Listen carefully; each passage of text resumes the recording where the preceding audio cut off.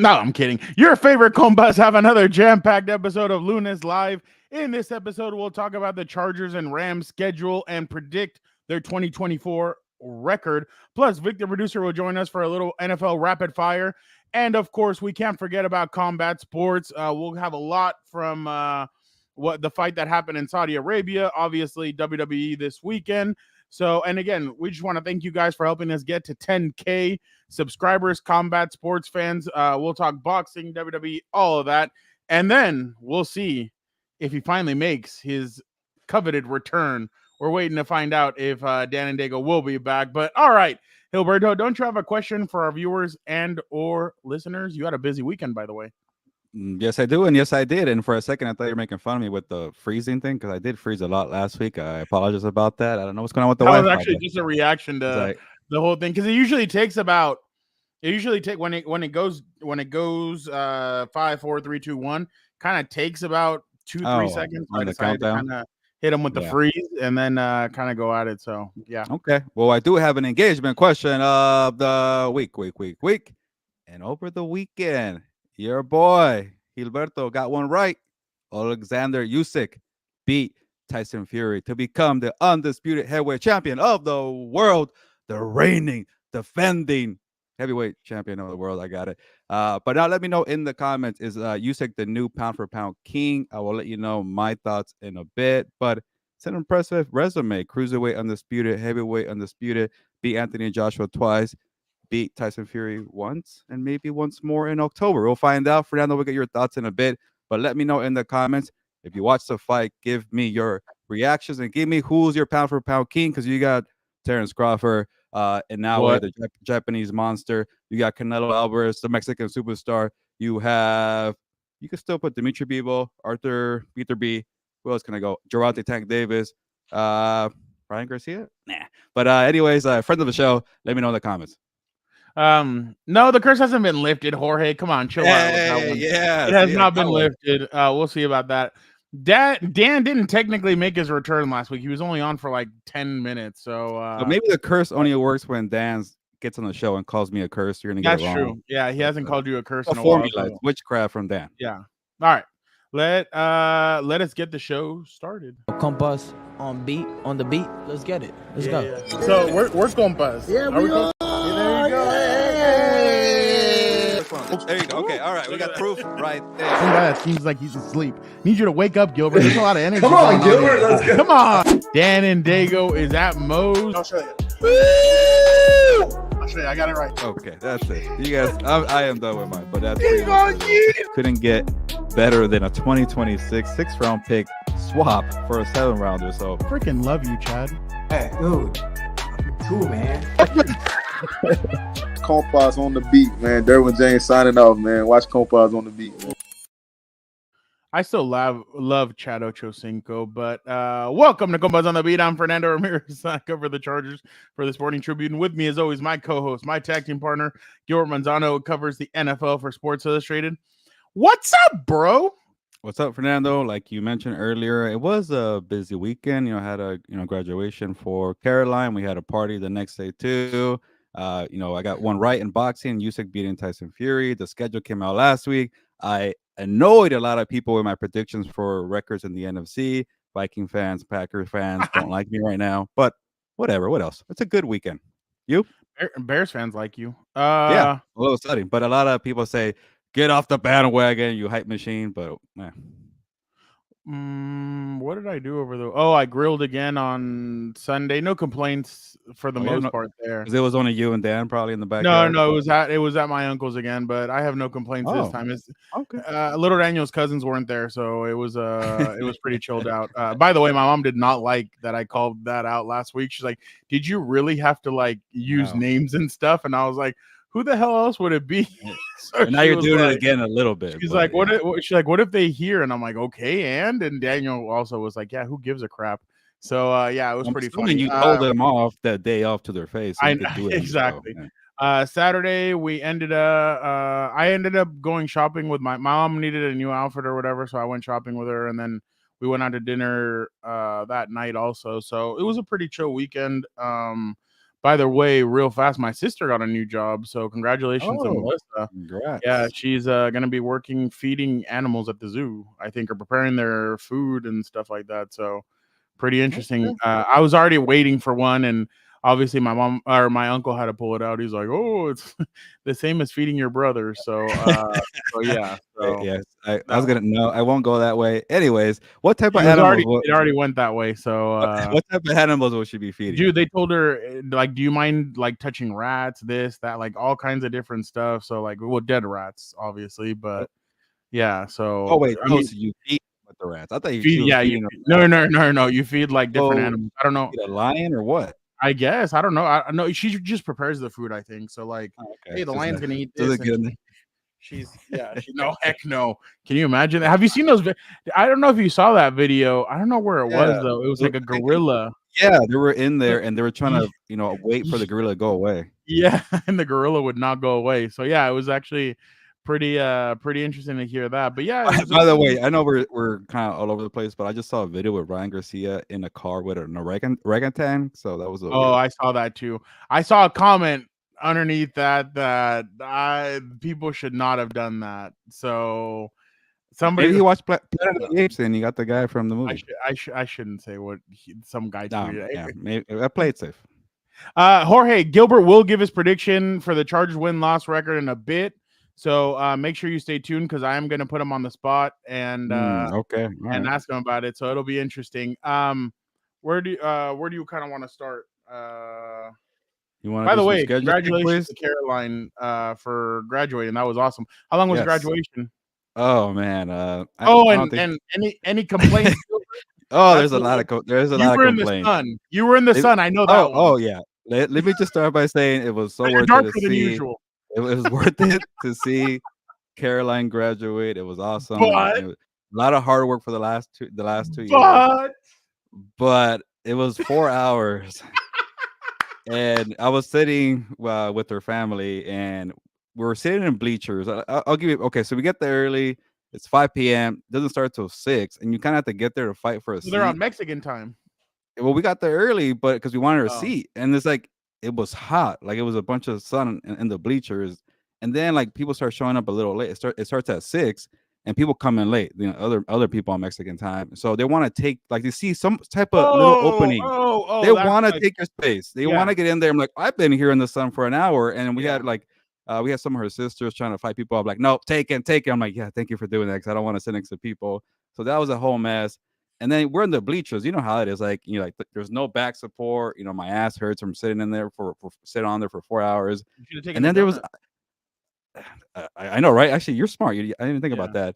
But yeah, I couldn't take a pee break. I couldn't get food. I wish there was a beer guy. There goes Peanut out there, or maybe get some peanuts. But we don't want to lose our seat for 4 hours. And I guess the frustrating part and the cool part, like she was one of the first ones to get on stage. Like, cool, yeah. And I was like, we gotta wait for we have to wait the rest of the graduation.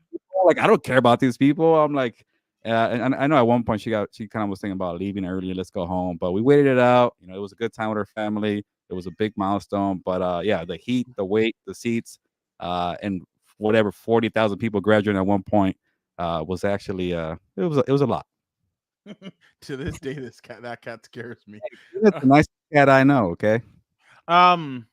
So it started at 6, 4 hours. So you guys didn't get out of there till about 9:30, 10? Yeah, man. So we got there at 5. And by the time you guys get to the car, you guys leave the whole graduation. Put it this way, it was so late and we were so tired. We usually go get dinner, right? You go do something and spend time. Like we all went home and just relax. Yeah, no, I definitely agree with that. Oh, he's talking about Rufus from Kim Possible, I think. I think that's who he's talking about. It's a Disney show. But definitely, Nick, we're gonna get into that in a little bit, but I did not go today. I had something else kind of come up. Gilbert and I should be there though next Wednesday. Yeah, you put it out there, so I guess I will be there now. Yeah, I had to. I have friends that tell me Gilbert needs to show up. You know which friend I'm talking about. Yeah, it's overdue. So next Wednesday, Gilbert and I will be there. I don't know. Maybe we shoot a little stand up. I don't know. We do something from out there. We can work it out. That'd be cool. Yeah. Do something different. So we will be out there next Wednesday. Oh my God, Jorge, friend of the show. Yeah, actually, yeah. Yeah, friend of the show. So Gilbert, obviously, so I mean, but other than that, the party was great and everything. Yeah, was yeah, that was awesome. And to give you one more nugget, my mom and her parents finally met for the first time, so that was a big, I big thought they step. already had met. No. Oh, Maybe siblings, yeah, but not my mom. oh, how was it? Obviously, like it's a little awkward at first trying to get to know new people, but at the end of it, it was pretty good. It was good. I was like, okay, finally to get to know each other and talk. So that was pretty cool. It's getting serious. So so dun, dun, dun, dun, dun, dun, dun, dun. So you went to the rookie symposium over the I guess they weekend. call it the premiere, like a rookie Oh, premiere. the rookie premiere. Sorry, they keep on changing the name. Yeah. You obviously talked to Brendan Rice, Chargers wide receiver. Yeah. What like were you just talking to all the receivers, or was Yeah, that well, kind of? I was trying to get trying to go for a quarterback, but it didn't work out. And you know what? We got all these wide receivers. Like I'm like, cool, yeah, bring them. And it was like, hey, you want this one and this one? I'm like, yeah, for sure. Like they're all like well-known names, top receivers or first-round picks. So yeah, it was kind of like I was like in a room and they took care of me, got one-on-one interviews, and just got to know I people. saw And that. Brendan Rice, man, like honestly, it was like, you know what? I know he gets a lot He of doesn't seem like questions. a rookie. Yeah, he comes off well and mature and he talks well. And it was like, I don't want to ask him about his dad. He gets a lot of questions about that. And he was just excited to talk about being a Charger and like working with Justin Herbert. Like I'll share the story, I think maybe Wednesday. But he was saying like maybe he probably already told you guys, I'm not too sure, but that he trains with Justin Herbert by carrying bricks, like just 2 bricks on each side. And then Yeah. like I He guess hasn't going said back and forth and who's the fastest, and like Justin Herbert just crushing people with the bricks and then telling people, "Come on, keep it going, keep it going." So, you get the work ethic and the standard right there from Justin Herbert and with Brendan Rice. And then in that video that I posted, like Brendan Rice just flat out say, "I want to be one of the greatest Chargers in team history." I'm like, "You're a 7th round pick, man," but okay, I like it. So I love the confidence. He's mature. He had the numbers at USC. So getting to know how he works.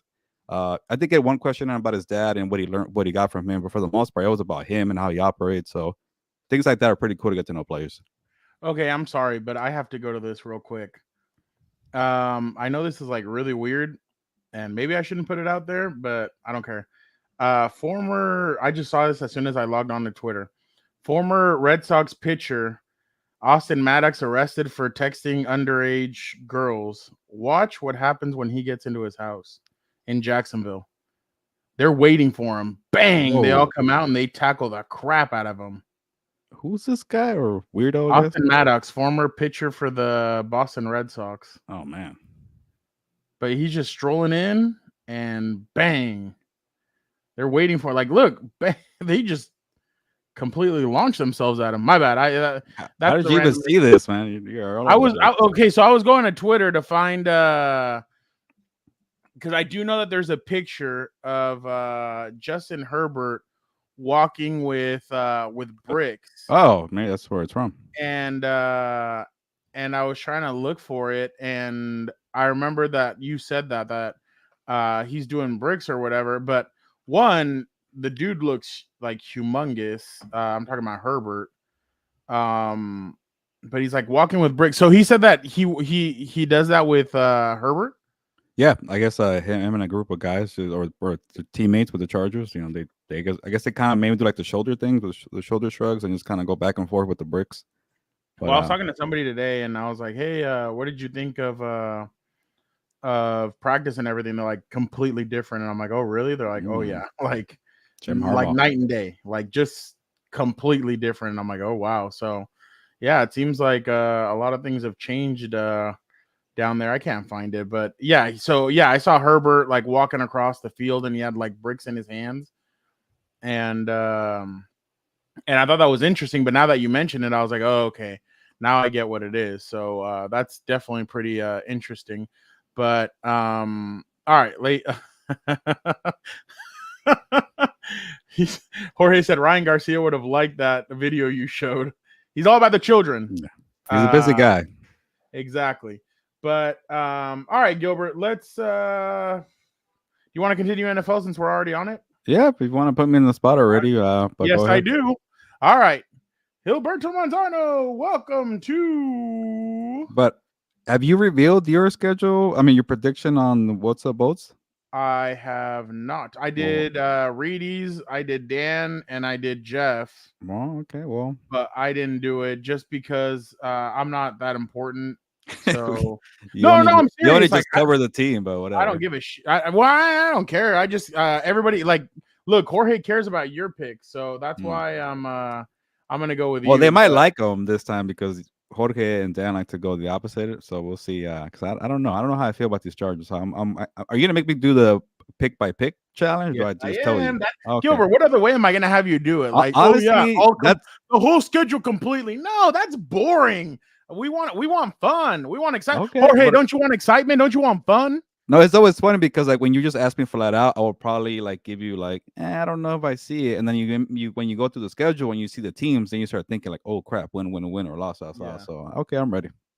Did you hear? I don't know if you watched it, but Dan only jumped on for like the last 10 minutes. Do you know what his was? Well, somebody I like to read the comments, and somebody said 14-3, and then like there was like a pause. He goes, "Are we really gonna go 14-3?" We were all laughing. Wow, I gotta watch this episode with Jeff and Joe because were you guys excited about the Chargers? Because 14-3, I don't know where Dan came with it that. was more like we were kind of discussing. I was planning on doing Rams. But I kind of so the way we did it was we kind of were talking about everything kind of go like we talked about the schedule for a little bit, but you know how I kind of go. I like to go random. So we started talking about like stuff with state, like in one of those, I think Jeff told us that after the Raider game that Tom was saying goodbye to everybody, like on the tarmac, on like saying goodbye, like that he knew his ass was cooked after that. So he was saying goodbye. So we were just sharing different nuggets from like Staley and stuff, talking about like different things. I gotta check and it then out. And then Dan obviously got home and he texted me, "Hey, I want to jump on. Like if my guys are on there, I want to." I was like, "All right, just real quick." And I had already dragged Joe and Jeff on to like 6:45, and then Dan came on for 15 minutes. And I was like, I kept him for an hour and 15. I'm like, "Hey, I'm so sorry." They're like, "No, it's completely fine. We're loving it." So I was like, "All right." Like, I'm like, I appreciate it. So they were awesome. So all right. Dan was such a homer. Well, I mean, it's just right now. He's just thinking about it or whatever. I'll give Dan some credit. He could be negative, but I think he's just really on the hardball train right now. So he's a little excited, but he's pretty good for the most part. He's a realist. So I'll give him a little compliment there. Yeah, he just sees exactly what they're going with and all that. All right, let's go at it, Gilbert. Let's go game one. Vic, can you write this? I mean, I'm pretty sure in my head I can know it, but if you could just like write it down and like give it to me, that'd be awesome. No Diddy. So all right, let's get this going. Gilbert, game one versus the Las Vegas Raiders. At home, right? So far, give me okay. Give me the Chargers. Game one at home. At Carolina. Yeah. Damn it, already 2-0. At Pittsburgh. That's tough. I'll say loss, even though I'm not sure about the quarterback, but yeah. Versus the Chiefs. Where? Doesn't matter, but in LA. Yeah, loss. At Denver. Win. What? No, no, they're bad. They're really bad now, right? At Arizona. No, I like Arizona. Oh, 3-3. Versus the Saints. Where? In LA. I'll say loss. They could be sneaky. 3-4. At Cleveland. Loss. 3-5. Versus the Tennessee Titans. Where? In LA. Yeah, win. Versus the Cincinnati Bengals in LA. Loss. Versus the Baltimore Ravens in LA. Is there a bye week somewhere in there? No, the bye week was week 5. Okay. Yeah, loss again. At Atlanta. Loss. At Kansas City. Loss. Versus Tampa Bay. Where? In LA. They're due for a win. Give them a win. Versus the Broncos at home. Win. They're really bad. At New England. Win. It's a tough one because they're on the road, but it's a win. At Las Vegas. Loss. So I think you have them at 8-9, if I'm not mistaken.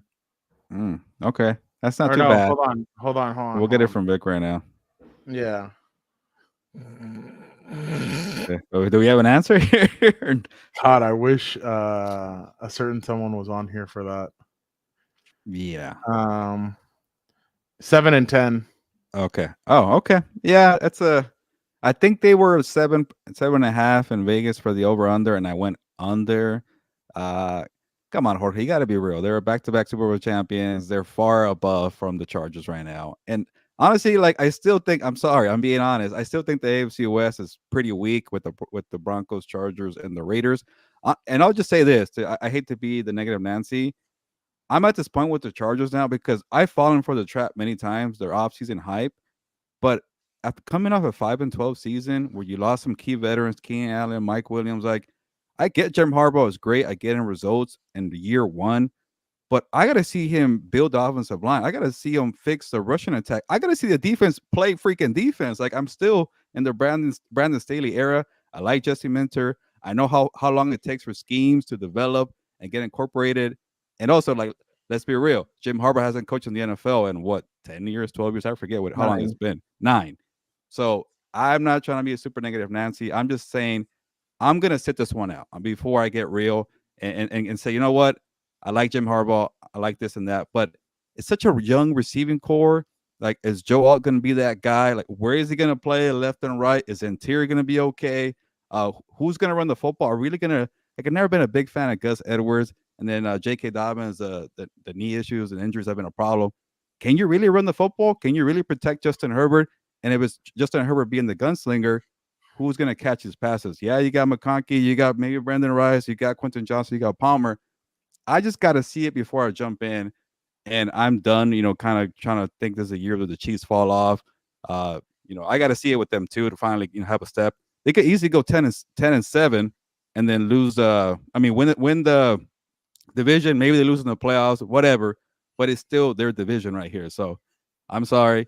I'm sorry, Dan. I keep it real for you guys, but I got to see Jim Harbaugh do something with this team because there was hype machine every single year with the Chargers. And just because Jim Harbaugh's around, they're going to fix everything. I got to see it first. And they might be second in the division. I think the Raiders and the Chargers are pretty close, but at least the Chargers have a quarterback. The Raiders don't. And, they could run the football. And, they also have maybe a better defense, Fernando. We got to be real. We have not seen this Chargers defense do anything since, 2018? Gus Bradley, yeah, right around that time. So, to me, it's like I add all that, and it's like we're putting a lot of on Jim Harbaugh to be the hero and fix everything. I need a year to see it. Justin Herbert and Jim Harbaugh. Hey, but 7-10 is better than 5-12, so it's by progress. 2 games. Thank you, so Jesse. I don't believe in Arizona as much as you do. So I would probably give that one a win. The New Orleans one, I certainly don't think Derek Carr is worth a damn. So I would probably give him that one. But this team, Fernando, like they find a way to just stumble and they're gonna stub their toe somewhere. I think the stumbling comes with the head coach, whoever the head coach is. But why are we just assuming that Harbaugh's gonna fix it? And I'm not assuming that they're gonna fix everything. 60 years of this franchise doing the same thing. I know, but they finally took the correct step forward that they needed. Yes, and I want to be more reserved about it, though. Oh yeah. No, I completely. But see, you're also telling me to look at these other teams. Yeah, New Orleans is not a good team. Arizona is not a good team. So I'm supposed to choose between Jonathan Gannon and Jim Harbaugh. Well, obviously, I'm going to choose Jim Harbaugh. Fair. Jonathan Gannon hasn't given me anything to think about. And then their defense, what is their defense? That's a problem. Can you name me 3 besides Budda Baker? You can't name me 3 players on that damn defense that you're like, oh yeah, that guy. Oh, that guy. There's Robinson, Xavier Collins, Kaiser White. Kaiser White, that one's a cheater. That's cheating. No, I get you. Actually, Justin Jones is part of that team too. He's in the interior defensive lineman. Oh, Juan, that's awesome. Yeah, Juan said his wife surprised him with Monday Night Football tickets in Hey, Arizona. I actually So do want to go to that game. It's a Monday let's night. I go told you, then. Fernando. Yeah, and Monday Yeah. it's close by. You know, Yeah, Mondays yeah, and yeah. Thursdays are better for me. So yeah. Drive or fly, whichever one. Ask your buddy. He can't make it to practices sometimes, so because the Nationals ask him to go to the Monday night game, so maybe you guys can carpool out there. Inside joke. Inside joke. Yeah. We Uh, might have another meeting about it. I'll just say that. holy crap. So are you? Tennessee, So are you no, saying? Are you saying so 9 and 8? I had them at 8 and 9, but Oh, then we're the not too Jim far Harbaugh. off. Hold on, then Oh, the before. Okay. I gave Jim Harbaugh 2 more wins.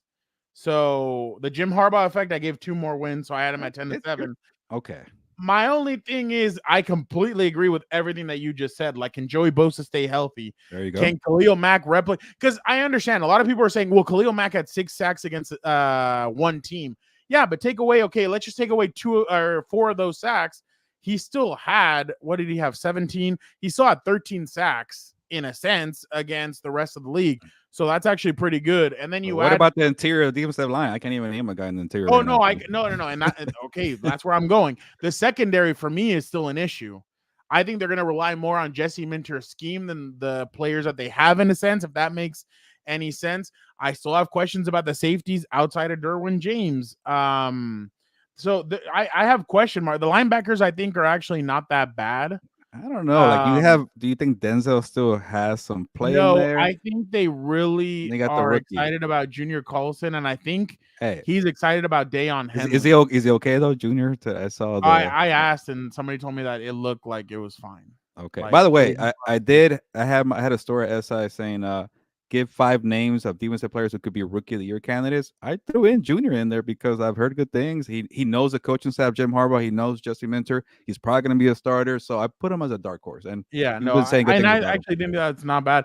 The Justin Simmons thing, Jorge, is that I've heard that he wants a lot of money. So that's kind of the issue there when it comes to him. He wants a lot of money. I'm sure if he would take less, because if you guys have noticed, Jim hasn't given anybody more than $4.5 million to $5 million in any free agent deal that they've made. So that's kind of the thing. If Justin's willing to go somewhere, see, I think Tennessee's a real possibility for Justin to go to be completely honest. But if I'm the Chargers, the reason why I'd get him is because he's the one that's intercepted Patrick Mahomes the most.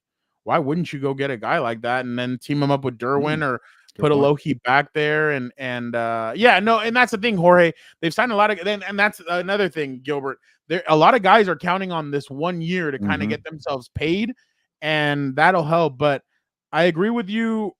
The Gus Edwards thing I think is interesting because he looks like he's a touchdown machine. He's just not a pull away guy.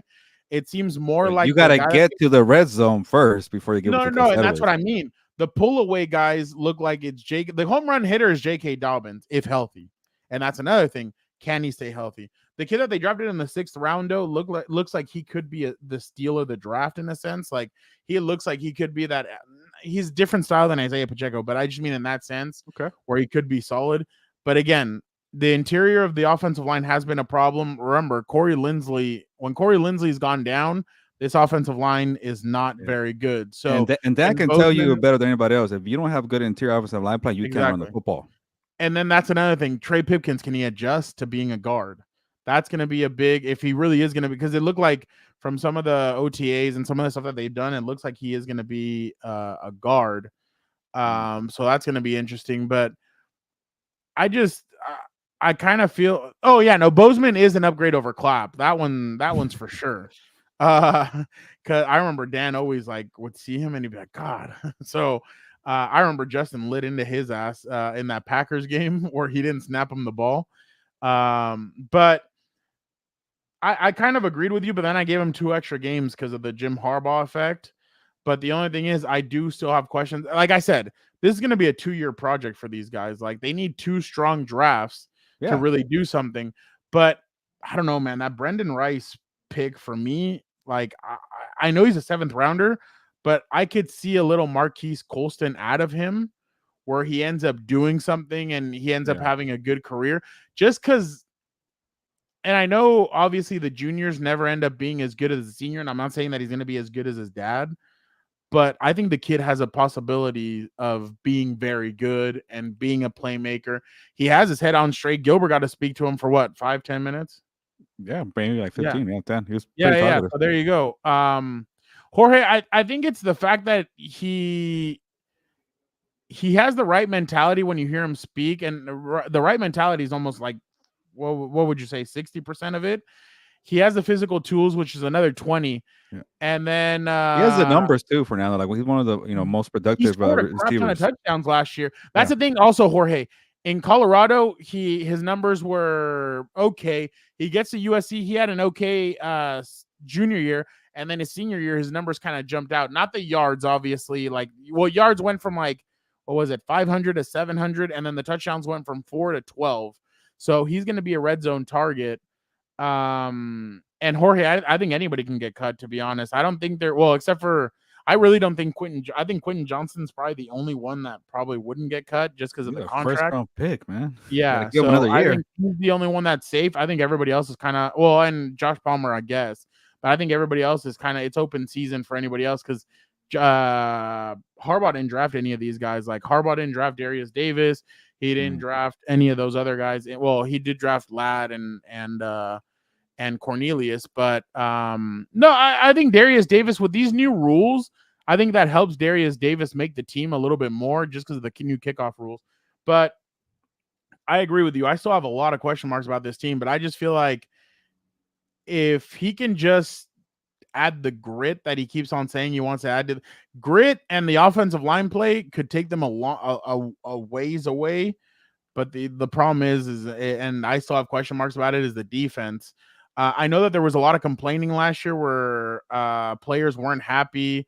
And the year before that, they would go to Ronaldo Hill and be like, hey, what the hell is going on? Like, why can't we switch away? And then obviously Ronaldo Hill takes another job somewhere else because it was a better opportunity for him. Yeah, it was a mess, man. And yeah, so but I mean, we'll see. The guy that I really like too is Cam Hart. I think Cam Hart was a very good selection. He's long, he's lengthy. I saw some video of him against Marvin Harrison Jr., and he actually did a really good job. By the way, somebody already tweeted out Marvin Harrison Jr. looked slow, and they were just they were just running, like it wasn't even full blast. And I'm like, Jesus, like what's wrong with you people? So and I'm not gonna kill you for and honestly, I would say a difference of opinion, Jorge. Difference of opinion. Like, and then if you notice, a lot of the ex NFL players left the coaching staff. That's all I'm gonna say. So a lot of all of the ex NFL players basically left the coaching staff after that debacle. And you had a couple of people, yes, Jorge, yes. You had a lot of people saying, "Oh, there was Will Hoyt, I think, came out and criticized the Jacksonville game." So yeah, it was. I mean, how the hell does your cornerback pick off the opposing quarterback 4 times? That's in the past. That's no, I know. Hardball. I know. But let me just say this, Fernando, before we go to the Rams. Like, yes. Like honestly, I don't think you're far off with 10-7 because maybe there's a Jim Harbaugh factor, and maybe I'm giving them their 2 wins from the bad roster and the bad years and the history and the. But you deserve to do that. So, yeah, so that's why I went from the 5-12 to to the 7-10. But honestly, I would not be shocked. Maybe I'll take the L if I'm underestimating what Jim Harbaugh does. But it did take him a couple years to get to the top of beating Ohio State to the world, right? Yeah. He did win right away. He was won everywhere he's gone. But I'm just saying I'm gonna cool a little bit because I've gotten in trouble, and I'm sure many people have with the Chargers roster, and you're always gonna be somewhat in the race because you have Justin Herbert. But I gotta see it low, and then maybe that's kind of like the weak move to wait a little bit. But I'm gonna wait this one out. But Fernando, I'm ready to give you the Rams breakdown if you want. So that's your floor? You know what? Yeah, sure. You're like I'm telling you, I would not be shocked if you're right and it's 10-7. But I'm gonna be a little more reserved with my prediction. No, and I mean, like I said, there's nothing wrong with it. You obviously have been around the team for freaking ever, so you know exactly how all this song and dance goes. So like I said, I'm with you. I wouldn't be surprised if they went 7-9. I just think that they've kind of done everything right. They've hired a bunch of coaches. They've done a lot of stuff that they haven't done in the past, and that's what I'm interested to see, kind of how this team does moving forward. But I'm with you. I mean, if you tell me 7-9, I wouldn't be mad. If you tell me 10-7, I wouldn't be mad. I mean, it is what it is at the end of the day. Okay. All right. Ready to do the Rams one? Yeah. Let's do it. All right. Victor counting. Give me a thumbs up if you are. Okay. All right. That was a Let's middle finger, I think. maybe. But let's keep it a little quick here. Week 1 at Detroit, Sunday Night Football. Loss.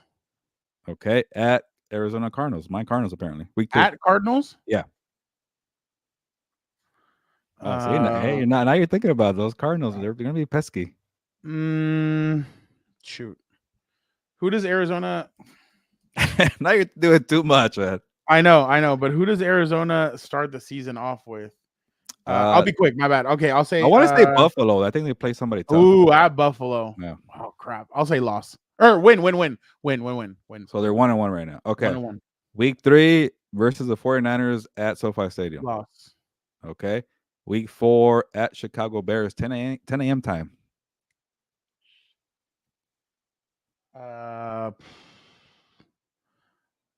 I'll say loss. Wow. Okay. Week 5 versus Green Bay Packers. That's not an easy one. Where? At SoFi. Win. Okay. They get a bye week after that, and then week Yeah, 7. week 5 also. Week 6. Week 6. Okay. So that week 7 they come back and play the Raiders at home. Win. Okay. Week 8 versus the Vikings, who I have doing very poorly, by the way, on Thursday Night Football at home. No. Win. Okay. Week 9 at Seattle could be tough. Loss. Okay. Week 10 versus your Miami Dolphins at home Monday Night Football.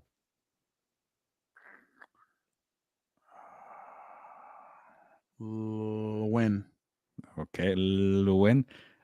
Week 11. By the way, some I'm not even gonna say what, but somebody had them going 14-3 or 15-2. Something. Miami? No, going 10-0 in their first 10 games. Miami or Yeah. Oh wow. Yeah. Okay. I don't see it, but You know who I'm talking about. oh, okay. I do. Week No, 11. he's saying my Miami Dolphins, Jorge, because he because of Dan, not because of me. Week 11 at New England Patriots, 10 a.m. time. I'll say win. Week 12, the tough one versus the Eagles at home, Sunday Night Football. Loss. Week 13 against Cooper DeJean is gonna have 2 picks. I think it's a Gene. I don't Whatever. know. Week 13 at I'm a white boy, but my neck is red. I put Miracle Whip on my Wonder Bread. Yeah. I got peas in my head. Week 13 at New Orleans Saints, your Derek Carr. Oh, that's a win. Okay. Week 14 at home versus the Buffalo Bills. Come to SoFi? Yeah. I'll say loss. Because this is what? December? No, end of November? Could be late in November. Yeah. Okay, yeah. Buffalo usually finishes strong. Week 15 at 49ers, Thursday Night Football. That's a tough 2-game stretch there. Okay. Week 16 at New York Jets, 10 a.m. Oof. That's a brutal 3-game stretch right there, actually. Is Matthew Stafford vaccinated? I don't know. I think he was forced to, probably. No. Shoot. I'll go loss. Wow. 3-game losing streak right there.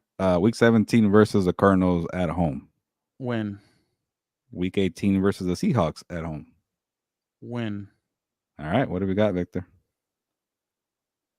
They're making the playoffs the way I want. I don't think so. I think you had them like 8 and 9, to be honest. Oh, really? Maybe 9 and 8. You got a 3-game losing streak in there somewhere.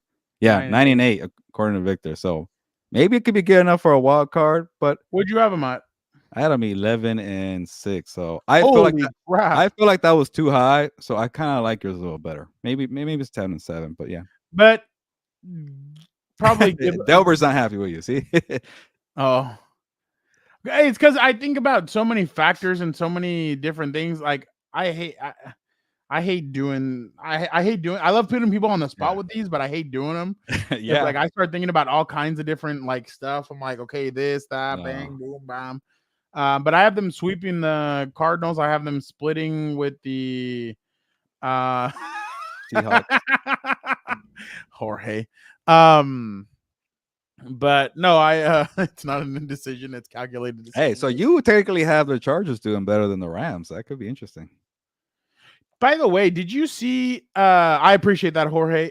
Did you see somebody had them from NFL.com that it could be a Chargers Rams Super Bowl? Man, are I actually people thought really that that was high on funny. that? Honestly, a lot of people have told me they really like both LA teams. I'm like, oh, okay. But that's There's- a little too overboard. Yeah, no, I completely agree. All right, Gilbert, let's move over to the boxing ring. Obviously, Oleksandr Usyk. No, Usyk. Usyk. Not Kyle. If he jumps on the show, I'll get it right. He ended up beating Tyson Fury, split decision. But obviously what round was it? The 9th round where he just literally let it fly. He knocked him down, but he never actually hit the canvas. I think the referee gave it's hard to knock somebody that big down. Yeah, I know. Yeah, but he's been down a lot in his career, though. Yeah. So obviously, Gilbert, you had him going into this fight winning. You're the boxing expert, so I kind of lean more towards you. I saw Gervonta Davis and Ryan Garcia both said that they felt like he won, that Fury had won the fight. So, damn, look at Gilbert. He's so proud of himself for calling this one. So obviously, Gilbert, what did you see in this fight? God, what did you see from this fight, and did you feel like the judges got it right? I think so, and it kind of went as I predicted, because this is going to be a really, high skill level boxing match, and I don't know if people give Tyson Fury enough credit because he is a massive dude, but for that size to move like the way he does and the skill that he has, like he just gives people an awkward stance and he just gives you a lot of trouble. He'll pick you apart, and to be 6'9", and then Fernando, here's where maybe he got a little bit in trouble. He came in top shape. He was a slim Tyson Fury, Fernando. Like, I was worried about his work ethic. I'm like, oh crap, this guy came to fight. But I think he lost a little too much weight because his advantage is the size, and you're trying to outbox, but you're very skilled, Tyson Fury, but you're trying to outbox maybe the best boxer on the planet. Maybe Terrence Crawford could say something about that. But when it comes to just skills, technician, doesn't get better than Terrence Crawford and Oleksandr Usyk. So for Fury to trying to get on that level, maybe he's top 5 when it comes to skills like that, but he wasn't on that level, and that maybe got him in trouble. Obviously, if he had a little more pop. The thing about Usyk, Fernando, is like, I've seen him fight massive heavyweights. He fought Anthony Joshua twice. We saw what Joshua did to Ngannou. We seen Joshua have power. He couldn't pop Oleksandr Usyk because he's so crafty. He fights off his back foot, his front foot. He's a ring general. He dictates the pace, and then he has this awkward style where he does have a good power, maybe not enough to drop big heavyweights, but he comes in punches and bunches. He gets it in a good flurry, and then we saw no pun with Fury, the 15 punch combination to somewhat drop Tyson Fury. So he comes in waves. He's just a smart person. So things that I expected came out. But the weird thing is, like, Tyson Fury needed to find one more advantage because his strengths is Oleksandr Usyk's strengths, and he just does it better. But Tyson Fury's one strength that he does not have is size and power. He didn't really lean on it too much for me. So I think being slim, trying to quiet people saying, hey, he's out of shape, he's sluggish, maybe kind of fell into the trap a little bit of that. Like, if he was bigger and used his pop, I think that would have helped him win the fight. But hey, we get a rematch, and I thought it was a good fight. I thought it was a great fight. The only thing is, I thought he was showboating a little bit too much, Tyson, at times, and I kind of felt like that kind of did him in at some point. By the way, this is Oleksandr this morning. Hi, everybody, people. I want to say thank you so much, all who support me, who support my country. For me, it's very important. I really appreciate this. Slava Bogу za vse. What the hell was that? I don't know. I think that was kind of a shot at Tyson Fury for what he said after the. I thought that was funny though. Yeah, he said they had a broken jaw. I'm like, he looks fine to me. Well, they said that they sent him to the hospital, but he said that he might have had a small injury to the jaw. But what I thought was funny was after the fight, Fury's like, they gave him the match because his country's at war and all this What? other stuff. I didn't see You didn't that. hear that? No, I kind of was Yeah, like back and forth Tyson. watching it. I didn't hear Yeah, that. no, Tyson said that. He's like, oh, his country's at war, so obviously they're gonna give him the fight. He's But on a home turf. He's in Saudi Arabia. What are we doing? Tyson was he was slurring his words, so a lot of people felt like he had a concussion. But didn't somebody say Happy New Year? Well, I think I saw a video of he Tyson did. No, Fury. he did. Yeah, Fury Yeah. said something about But he's a January. prankster, though. I don't know if he's being legit or not. But yeah, I don't know, but I actually thought that. So I kind of gave the first 2 rounds to Fury, and I know a lot of people gave the first 2 rounds to Usyk, and I had kind of given them to Fury. But the thing is that onslaught that he had in the 9th and 10th, and I think it was 11th, that kind of changed everything for him. Yeah. I don't, and the thing is too, we don't know how judges go when it comes to these kinds of fights because, and again, I'm not saying that it was rigged or anything. I thought Usyk was incredible. I was at freaking Nordstrom Mall. I'm almost was picking out an outfit. I was watching it on my phone and stuff. Shout out to you, Gilbert, for that one. But I kind of thought, I don't know how, again, I don't know how judges do it, but there are times where we've heard, remember what fight was it where one judge gave, I think they gave Canelo, like, it was like 117, something. 118, 110 against Gennady Golovkin. Yeah, first match. So I don't know if the kind of the onslaught gave Usyk everything. Again, I don't know. I had Fury at one point winning, but at the same time, after that 9th and 10th, I was like, yeah, no, I don't think because Fury never put together a round compared to those 2 rounds. So I thought that kind of gave him the fight. I'm interested to see what Fury will decide to change for the next fight in October. What is he going to do differently? Like you said, I thought at times he showboated way too much instead of kind of getting on him. There was at one point where one of his uppercuts rocked Usyk, and I thought, okay, he's going to get on him, and he didn't. He kind of backed off in a little bit. I'm like, why aren't you getting on him? I think he really respected Usyk's power, and I think that was kind of the thing that kind of got him. He's like, you know what? I respect exactly what he's doing. And so he decided to kind of lay off a little bit. So I was a little I was a little thrown off by that. But I think Fury, you've already taken your first loss. Next fight, come out like you don't give a crap. Just come out and not use your size, and you don't have anything to lose when it comes to this. Again, he was hitting him for most of the first few rounds, and then all of a sudden he kind of just laid off. And I'm like, why are you laying off? Like, why are you not going at them? So I was a little confused by that. But again, I understand.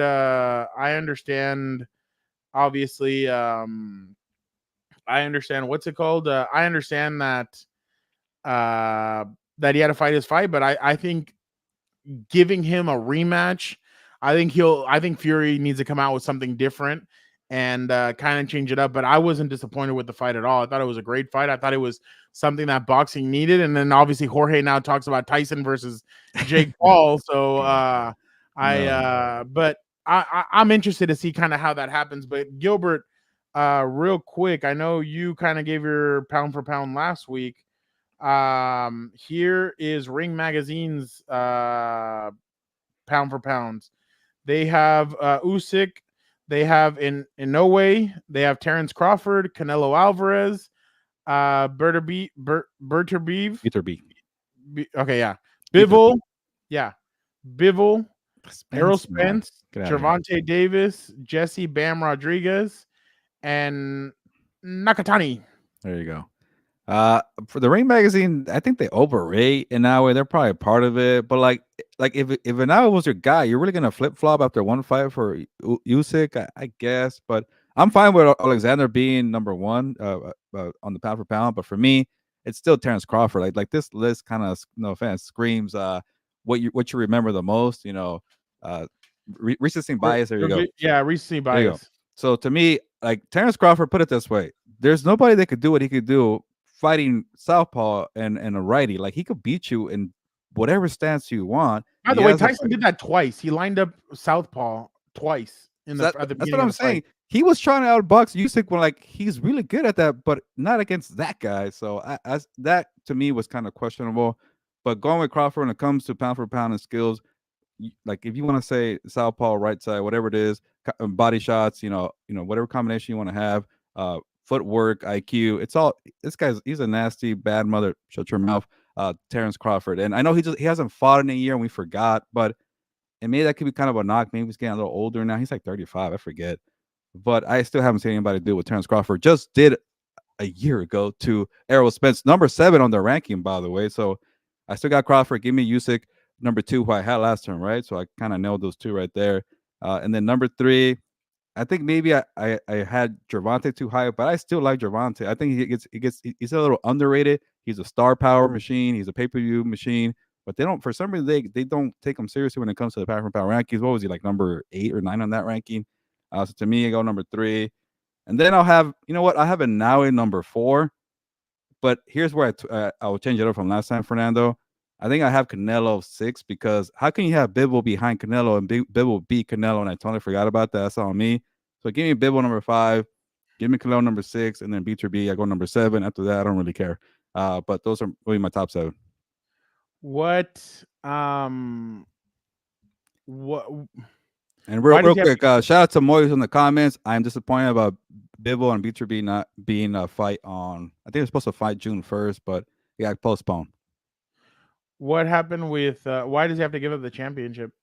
So I guess they've been putting off the mandatory challenger to fight. I want to say it was Usyk's one. He had 3 belts, so he was supposed to fight somebody, and they're like, "No, hold on. Like I'm going to fight Tyson Fury. Give me an exception."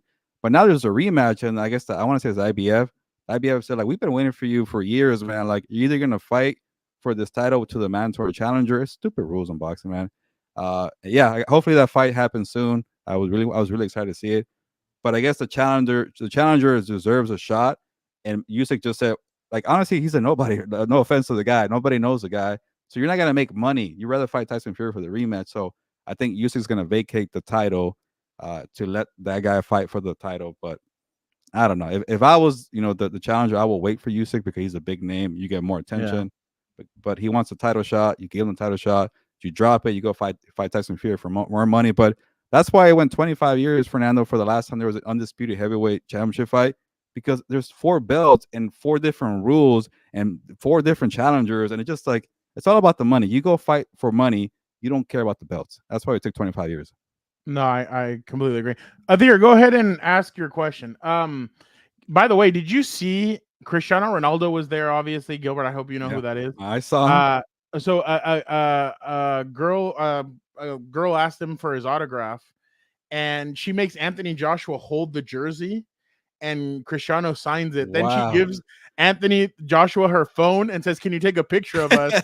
And Anthony Joshua kind of just stands there like, "Oh yeah, for sure." He has no idea what that is. I honestly, I wanted to show it to you, but unfortunately, like they're assholes with it, and I feel like I would get hit with something. So I don't want to get hit with anything. But I was just laughing. I was like, "Wow, Anthony must be like, what the hell."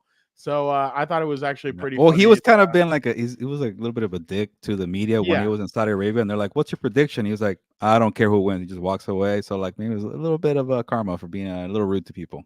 Athir, hurry up and answer your question because we're gonna move on to something else. Gilbert, by the way, you were talking about who's gonna play receiver and all that. By the way, I have video of how it's gonna go during training camp. Are you ready for this? I know what this is how how Jim Harbaugh and Joe Ortiz are gonna decide. So which of you fine gentlemen would like to join our team? Oh, there's only one spot open right now, so we're gonna have tryouts.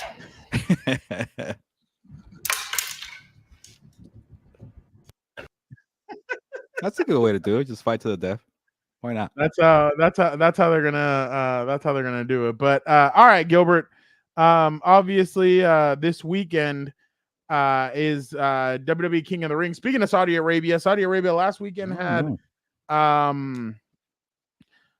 Gilbert, real quick. He's Athir is asking, he's worried about the Chargers secondary. What do you expect from Jesse Minter's secondary in the first half against the Raiders? This is a very specific question. The first half against the Raiders. Well, I think obviously because you're going up against Monte Adams, the kid from New England, Jacoby Myers, he's been solid for them. And then obviously you have the two-headed monster at tight end with Michael Mayer and Brock Bowers. So, by the way, Brock Bowers looks like he's aged a lot. So yeah, he's like he has a little the hair receding here, hairline, and then he has a bunch of you should just bald pull in a the back. Keenan Allen and just shave it all off. Yeah, I know, but he's holding on to that little front part there.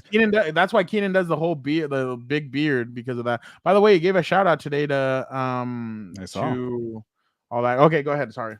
Yeah, for the question here, like obviously you gotta wonder who's gonna be the quarterback. Gardner Minshew, Aiden O'Connell. Like I don't know if this is actual real noise, but it sounds like they're gonna give Aiden O'Connell a fair shot. I don't know why. I'd rather go Gardner Minshew, if I'm being honest here.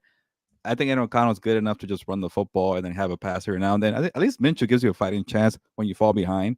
But that's a different story. So depending on who's the quarterback, they're probably gonna run the football a lot. To answer the question here, it's gonna be, Antonio Pierce's smash mouth football, which I don't mind.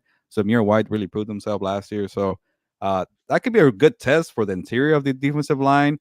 And then for the second half, they'll push the secondary there because, obviously you got Devontae Adams, you got the two tight ends there. But that's actually a good test. Like you're not facing a top quarterback, but still enough weapons to really test Jesse Minter's defense. And I really like Jesse Minter's defense. I think a lot of people going off the Mike McDonald scheme, Jesse Minter is a good amount of coordinators running that scheme now. But the thing is, like, how long is it going to take for Derwin James and the gang to get used to the scheme here? And who knows? It could take a while. Maybe it can't. Who knows? So that's kind of a tough question for me to answer. But it's a good test to get it acclimated to the new scheme. They're going to rely on a lot of young, unproven players. So that's basically what I'm getting from it. All right, Gilbert, this weekend is King and Queen of the Ring. So I'm just going to real quick pick out who I think are going to win. Obviously, it's in Saudi Arabia again. So let's go with the first. So obviously, well, I can't pick the King and Queen of the Ring yet because there's still matches going on tonight and Friday to determine it. But I'll just say I think it's going to be Jey Uso versus Tama Tonga. That way you can get the bloodline. Gilbert, what they're doing with the bloodline right now is kind of trickling, and they're doing a lot of stuff where Paul Heyman says he has not spoken to Roman Reigns. And man, I can't wait for that pop, man. Solo Sikoa is like, I speak to him every day, and Paul Heyman's like why haven't I spoken to him?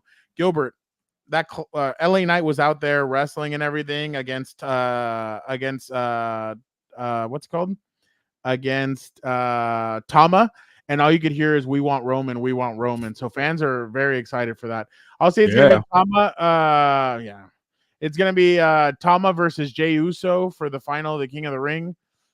I kind of want to say Tama's gonna win, but I think they owe Jey Uso one, so I think Jey Uso wins that one and then gets the crap beat out of him by the new bloodline. So I'll go with that. On the other side, I'll say it seems like they're really pushing Bianca Belair to win this, so I'll say Bianca wins the Queen of the Ring. Actually, no. I'll go upset. I'll say Nia Jax wins. I was going to say, I saw what happened with Jade Cargill. Yeah, she beat your girl this weekend, so I'll say Nia wins it. Intercontinental Championship, Sami Zayn, Chad Gable, Brunson Reed. I say Sami Zayn retains. Becky Lynch versus Liv Morgan. I think Liv Morgan is close to being that next star. She's had her chances, but I'll say Becky ends up retaining, but I think Liv is close. And then obviously Cody Rhodes versus Logan Paul. I have Cody Rhodes retaining that championship. So I definitely what the other championship? Oh, I'm sure what's the name from the Judgment Day? I'm sure he's gonna defend his championship. Damian Priest. Damian Priest. It hasn't come out yet, but I'm sure he's gonna defend the championship as well. So we'll see what happens there. But that's kind of my prediction for those. What's going on with Randy Orton and Solo? I saw the promo. So they've been kind of going at it lately. So I think that's going to lead to a match down the line. I just think they're waiting to use it. But it kind of seems like it's Randy Orton, Kevin Owens against the Bloodline right now, the new Bloodline, and you could tell Paul Heyman's just not into it right now. Like he's kind of like he's following, but he's following a little bit kind of with his arms up. Doesn't know what to do. He didn't receive anything from the tribal chief, so he doesn't know what he's supposed to be doing. But it seems like that's kind of the feud right now, and it seems like that feud's going to run for a little bit. But Solo, Tama, they're doing a good job. I actually have been really impressed with the way they've been kind of able to keep it up without Roman, without Seth, without everything. So I think there's another pay-per-view where the microscope is going to be on Triple H and see how they do without their big heavy hitters. I'm surprised they're not going to use they're not using any outside reinforcements like, I don't know, Brock Lesnar or Goldberg or something like that. Like, they usually bring a veteran, a big name veteran, to go in and wrestle out there, and they're not doing it this time. So I'm actually very surprised that they're doing that. But we'll see, because the Saudi Arabia people, they love those old school wrestlers. So I'm surprised they're not doing it, but we'll see what ultimately happens. But yeah, I just wanted to be quick with that, Gilbert, because I know we gotta move on. So obviously let's bring in Vic the producer to do rapid fire. Oh yeah. Move it. What's up, Vic? How you doing? Doing good here. Let me fix this for us. Oh, there you go. Well, he won last week anyway, so he. Yeah, that's true. Look at that. This is pretty good. So we're gonna change it up here. Instead of doing the two boxes, I'm gonna join in here. I heard people wanted to see my face more, so we're gonna change it up here a little bit. How you guys doing? Doing well, sir. Chilling. Yeah, Monday. Nice. All right, I guys, might be off, Victor, but maybe your mic might be disconnected, but I could be off. Not sure. Can you guys hear me? Okay. Oh yeah, that's you're fine. All right, We can hear you, but it's not like usual. Like your it's usual. a little like, echoey. Oh, sorry about that. Good. We're good? All right then. All right, guys, let's start off. Like Fernando said, you won last week, so we're gonna kick off with Gilbert here. So wait, are you now punting, that, or are you or taking are the you ball? going first? Oh, you know what? I'll take the ball because I'm already here anyways. All right, there we go. All right, now that the schedule is out, we can get into some NFL season predictions. Let's start this week with which team will go from last to first this season. Over the last 4 years, we've seen Washington in 2020, Bengals in 2021, Jaguars in 2022, and the Texans last year go from last to winning the division. With that said, what team will go from last to first this season? Come on! I already know which one he's gonna go with. Wait, let me give you the options before he answers. Yeah. Chargers, Titans, Panthers, Bengals, Cardinals, Patriots, Commanders, and Bears. All right, Gilbert, it's your floor. All right. You know what? I'll make a rule right here. We can't pick the Bengals. We got to make it interesting, okay? Everybody's going on the no Bengals, okay? We all will pick them, okay? So to put some pressure on you guys. I wonder who Gilbert will choose. What do you think? The Bears. I'm not dumb. No, I really like the Lions, though. They're not going to win the division. That's why I like. That's what the question is, right? From first to last. So yes, I don't see them topping the Lions. So I will go. You only have three other choices. I'm going with the Commanders. Obviously, I like the Eagles to win the division, but I will go with the Commanders because honestly, I like what the new GM Adam Pearce did this offseason. He got a bunch of players who could actually play and fill roster holes. They're not household names, they're not star players, but when you're a rebuilding franchise, the thing you get in trouble with is you just spend a bunch of money and then you get screwed over with the cap space. You get desperate and you get overboard. But he took chances, underrated players like Dorrance Armstrong didn't get to play behind Michael Parsons. It didn't cost him a lot, so he gave him some money to play with Dan Quinn, who he knows. He got Dante Fowler, Cleveland Farrell, who didn't do much as a top 5 pick, but he's an underrated run defender and he can rush the passer. It's a good rotation. You got Bobby Wagner, you got Frankie Lubo, what? You got Jeremy Chin. They actually now have a defense. Like the last year for Ron Rivera, I feel bad for him, but he had crappy defense. Now you got guys who could actually play and guys who know Dan Quinn's schemes. So it could be a quicker adjustment phase. At the big key here. Remember last time you asked me who to put the farm on to be Rookie of the Year? I went Jaden Daniels, so maybe you shouldn't be so surprised. I don't know what Austin Eckler has left, but he's a friendly pass catcher out of the backfield to help out. I like Scary Terry. I got to see more from Jahan Dotson. The offensive line really kind of worries me. The play caller worries me too in Cliff Kingsbury. But Jaden's one of those guys where like if you're gonna be a mobile quarterback and they don't know how to play you, you could make some trouble against the defense because when they see you second time around, that's when you get in trouble with guys like that. But he's going to be a rookie. I don't feel confident, but you asked me a question. I will rather go with the Commanders here to, beat the Eagles and the Cowboys. No Bengals. That's really interesting. I thought you would go with the Bears, but yeah, you're on the what's it called? You're on the Detroit Lions bandwagon. I'm gonna go with the Tennessee Titans. Man, there's something about the Houston Texans that I just don't trust right now. I think everybody is gonna have a year to prepare for them. Everybody's had a full off season. Having Joe Mixon and Stephon Diggs in the same locker room, there's a lot of question marks I have there. I mean, Tennessee's added a lot of good pieces. I mean, you look at L'Jarius Sneed, obviously, he struggled in the playoffs, I think, but I think he'll be able to do just fine. Their defensive coordinator, I can't remember his name right now, but he's from Baltimore, I believe. Is that a yes? Yeah. He's from Baltimore. So obviously he's gonna know obviously about tough nosed defenses, all that. Anthony Weaver, I forget. It was their I can't remember right now. Oh, he might be the Miami one. Never mind. Oh yeah, Is it Denard Wilson? There you go. Yeah, there you go. Calvin Ridley joined. Tony Pollard, we'll see what he has. Awuzie joined. Cushenberry joined. So you have some pieces there. I know everybody wants me to say Kenneth Murray, but I will not. But I think that the Titans, the thing is, the Will Levis thing is going to kind of be the man. If they had Derrick Henry with all these weapons, then I really would say, damn, okay, they got something. But I'm going to go with the Tennessee Titans. I think, and the problem is that the Chargers, obviously, the Chiefs are still at the top. The Panthers get real. The Cardinals, only Gilbert believes in them. The Patriots, I can't.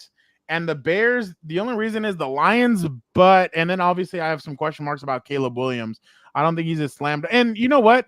It's not even the questions that I have on Caleb Williams. I think I have more questions about the coaching staff. And that's kind of the similar questions that I have about the Raiders as well. That, like, I know that the Bears went on a hot streak towards the end. The Raiders kind of went on a hot streak, but now that honeymoon phase is kind of over. Well, and they're different teams, but I think that the Titans kind of might be able to do something. And then Callahan's always been great with the Bengals. He's always done a really good job with the defense or with the offense. And I really think that the Titans could be a team that can turn around. No, I didn't do this because Vic last week had them as one of his surprise teams. But yeah, he had him as a surprise team. Gilbert had 4 surprise teams, but kills one eventually. I have the Tennessee Titans. Yeah, I'm with you, Fernando. I'm giving you the point there, and with what you said, I mean, also take into consideration, as I talked about with the AFC South, we've seen it with the Texans the year before and the Jaguars. I was looking at that Texans, and we'll get into it later on with the schedule. I mean, that's a tough schedule for the Texans as well. I do like the Commanders, your pick there as well, Gilbert, but I just think that's a gauntlet to go through the Cowboys and the Eagles as well. But one of the things we've seen with the NFC East is that there's been the past 18 years, there's been a different winner of that division. So you're onto something there, Gilbert. But I just think, the Titans are most prime there just because, what they've done. And like I said, too, the team that spent the most money, during the offseason usually, ends up gaining 3 or more wins. So I'm with you guys, and I appreciate you guys not going with the Bengals, because that would have been the answer, honestly. No, I don't even think so. It's tough either way. They got Baltimore. What's the name said on the Pat McAfee show, Darius Butler, that he had the same hand injury as Burrow, and that they make you throw, like, he's like, I had to change he's like, and I'm not even a quarterback. I had to change the way I did a lot of things. His hand is going to be completely different next year, so we'll see how he does. But I don't know. I don't trust the Bengals as much as and there seems to be a lot of tension there with T. Higgins and Trey Hendrickson and all that. So that's not a good recipe. But my bad. Go ahead. Yeah, no, that's a good point by you. All right, up 1-0 here, Fernando.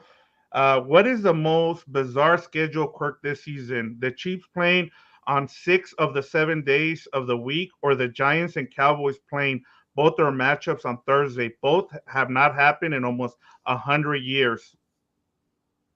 So the Cowboys are playing on a Thursday night football game against them, and then they're playing again on Thanksgiving Day against them. Yeah, both matchups this season against between the Giants and Cowboys are on Thursday, and then the Chiefs are playing. The only day they're not playing out of the week is on a Tuesday. On Tuesday.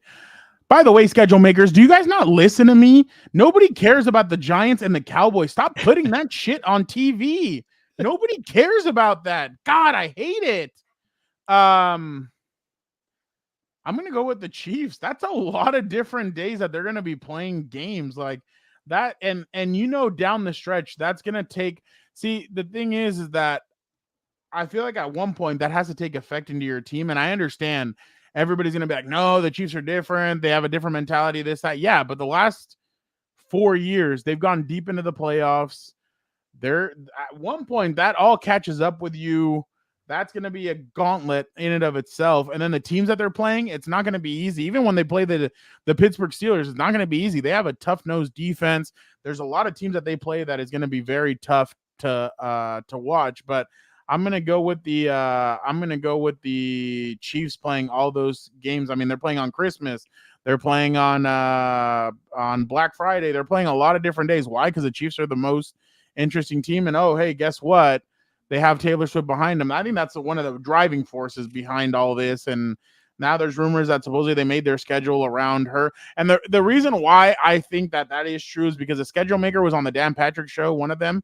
And he's like, no, that's just a coincidence. My huevos, that it's a coincidence. Like, we all know that was true. So there's only like 3 games where she'll have to miss. But the rest of them, she's going to go unless her and what's his name break up within the next couple months. But yeah, I'm going to go with the Chiefs.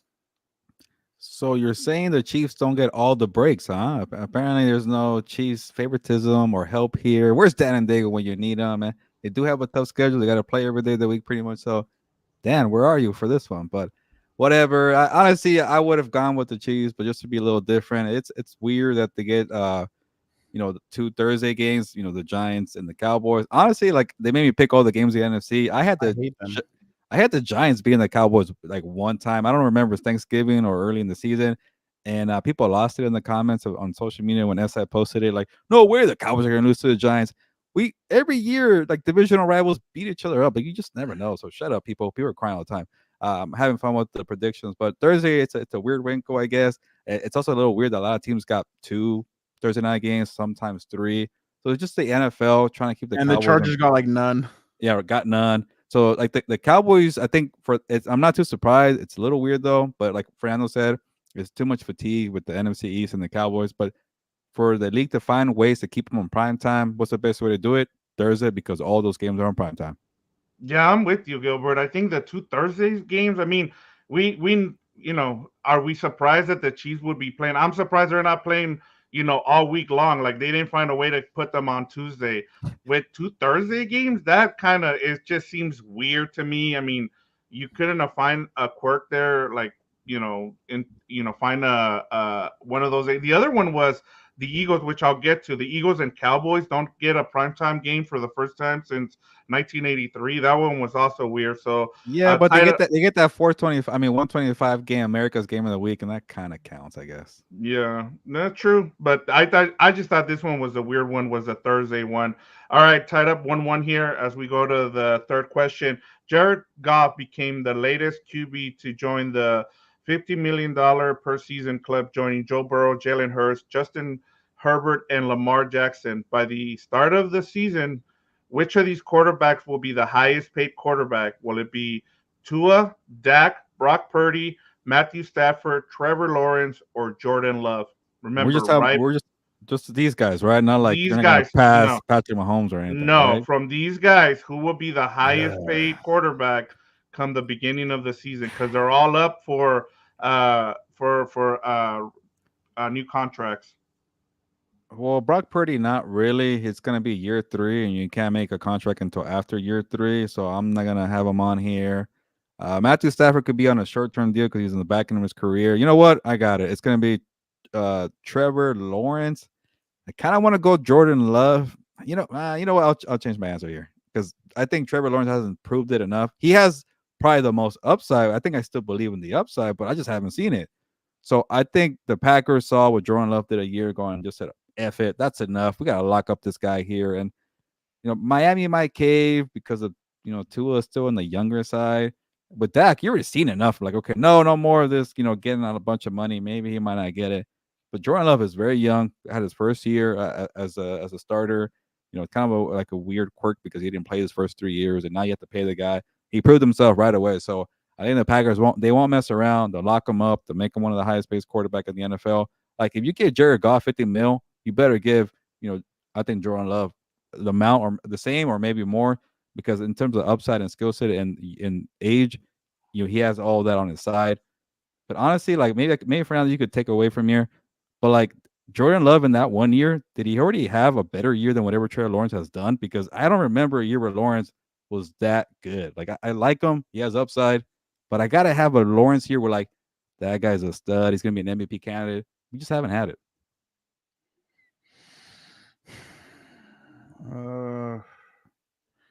Dak to I think I can't choose Tua because it seems like Miami wants to put a lot of different things in in his contract to protect themselves, which I would too. Who did you go with? Trevor Lawrence? No, I switched in the middle of my sentence. Jordan Love. Oh wow. You know what? I'll go Trevor Lawrence just because it seems like what's the name? Doug Peterson just came out and said that they're working very hard to do it. So I think they really want Trevor Lawrence. Obviously, there's a lot of question marks about him and what he's going to be moving forward. But I'm going to go Trevor Lawrence. I think he's the next quarterback to get paid. He has that one playoff win. Obviously, they took the Chiefs to the end of the game. But I think he's still writing off that a little bit, and I think he'll be the next guy paid for sure. Yeah, I would have given you the point there, Fernando, but you said he's the next one to get paid. I was asking who would be the highest paid by the beginning of the season, and I would think that Jordan Love is going to be the one that gets paid right before the season starts. So I'm going to give the point there just to be fair to Gilbert because that was the question there. So now moving on, Gilbert up 2-1 here, Fernando. Which team has the toughest schedule this season, the Steelers or the Bills? And let me just give you some notes here just to kind of help you out with your decision here, Fernando. The Bills get 3 playoff teams in their first 4 games, 3 consecutive, all of which are on primetime. Buffalo plays 4 primetime games in the first 6 weeks at the Dolphins, Jaguars, Ravens, Jets, and they also play the Texans in a 1 p.m. game in that stretch. The Steelers don't play an AFC North opponent until Week 11. Pittsburgh plays 6 AFC North opponents in the final 8 games, with the non-divisional game sandwich in between them being the Philadelphia Eagles and the Kansas City Chiefs. Go ahead, Fernando. I'll go with the Steelers. Not having to play an AFC North opponent until Week 11. Then obviously you still in the middle of when you do get to play all of them, it's going to be Philadelphia, Kansas City. Obviously division games mean a lot. By that time, we won't know who the quarterback is. It might be Justin Fields. It might still be Russell Weirdo. We don't know what's going to happen. So I definitely think the Steelers have the tougher schedule. That's why I said before the season started, I think Russell Wilson's going to do something that no other quarterback's been able to do, and that's cost this fool cost him Mike Tomlin a winning record or a winning season, just because I just don't see. I see that they have some good players, but the quarterback position is just the biggest question mark. And then you're hearing stuff out of Chicago where they're saying that Nick Foles and whoever else the other backup quarterback was at the time, I can't remember his name. They try to sit down with Justin, and Justin's like, "No, I'm good. I got it. No, don't trip. I got this. That. Okay. Well, I have the Steelers having a tougher schedule because they're going to take a beating when it comes to all these teams that they're going to suddenly have to play. They play teams tough, but I still think that it's going to be very hard down that stretch. By week 11, I would not be surprised if Justin Fields is a starting quarterback for the Steelers. I still don't understand why they really are high on Russell Wilson to be the starter and not even compete, but whatever. And honestly, I probably would have gone with the Steelers because that's a very difficult schedule in the back half of their schedule. But you know what? I can make an argument for the Bills here because they are going through an adjustment period without Stephon Diggs, without a lot of core guys on defense, like the veteran guys that they all cut and release, like two new safeties, a couple linebackers, a couple guys on the defensive front. So those early games, like the first 4 months of the season in prime time, like it's a lot of pressure for them to gel quickly and find chemistry. A lot of young guys got to step up too. Like that's where Josh Allen's gonna have to make his money. Like for a lot of times, Josh Allen has to be the hero, for the playoff stretch and things like that. But like he's got to be on it right away. And honestly, I think the Bills could be better. And I made this argument before without Stephon Diggs because that makes Josh Allen be at ease. And when he plays hero ball, he gets in trouble. So maybe get the system going, run the football with James Cook, get Dalton Kincaid involved, get your new weapons involved, Curtis Samuel, Keon Coleman, the guy who shops at Macy. So it's tough to get people acclimated and going, but I think this might be good in the end for Josh Allen. So it's good and bad, but it's tough for them because you could easily lose a couple games, maybe 3. But last year we saw them have a slow start and they still caught up. Yeah, you guys made some great points on both teams there. And honestly, what it comes down to, as Fernando pointed out, I think with the Steelers, I mean, that back end of that schedule is just tough. Like, they're going to have to get on a roll just to be able to, like get to a good start, just to be able to keep Mike Tomlin's streak of winning seasons in place there. And so that's why I give here the point to Fernando, because I think it's, they got to get out to like a 7-2, somewhere in that, because that back end, those final 8 games are just brutal. I think the Jets have a tough go out of it too. Yeah, they're in that same spot too. But all right, guys, last question for just to wrap this up here, and it has to do with another. What is the most odd primetime schedule, Kirk, this season? The Eagles and Cowboys not having a standalone game for the first time since 2003, or the Jets becoming the first team in NFL history to have 6 primetime games in the first 11 weeks of the season. Ugh. I think what Fernando has with the Cowboys, I have with the Jets. Like, I don't care about the New York Jets. Like, who asked for this? Who said, you know what? We're patiently waiting for Aaron Rodgers to get healthy because we really missed it last year. I didn't miss crap. I just saw Zach Wilson, have terrible games. They were so boring. I'm over it, Fernando. I don't know why you care about Aaron Rodgers. Like, is he even good? He's about to be 41 years old. Like, he couldn't last on that turf, and now you're gonna ask him to do it again. The NFL's playing with fire, trying to put this team on prime time, trying to make them a thing. But you're relying on an old quarterback. You're relying on old tackles. You're relying on Mike Williams to stay healthy. They're getting risky. If it works out and he plays well, then okay, maybe it'll be fun. But I got fatigue already, and they didn't even play a season. So, to me, I guess for me, the question was to Quirk, right? So I forget what it was. But I'm just tired of the Jets, and that's my response there. Aaron Rodgers says naughty things and people just hate him. It's so funny. People used to love Aaron Rodgers. Now everybody hates him. You didn't suffer last year.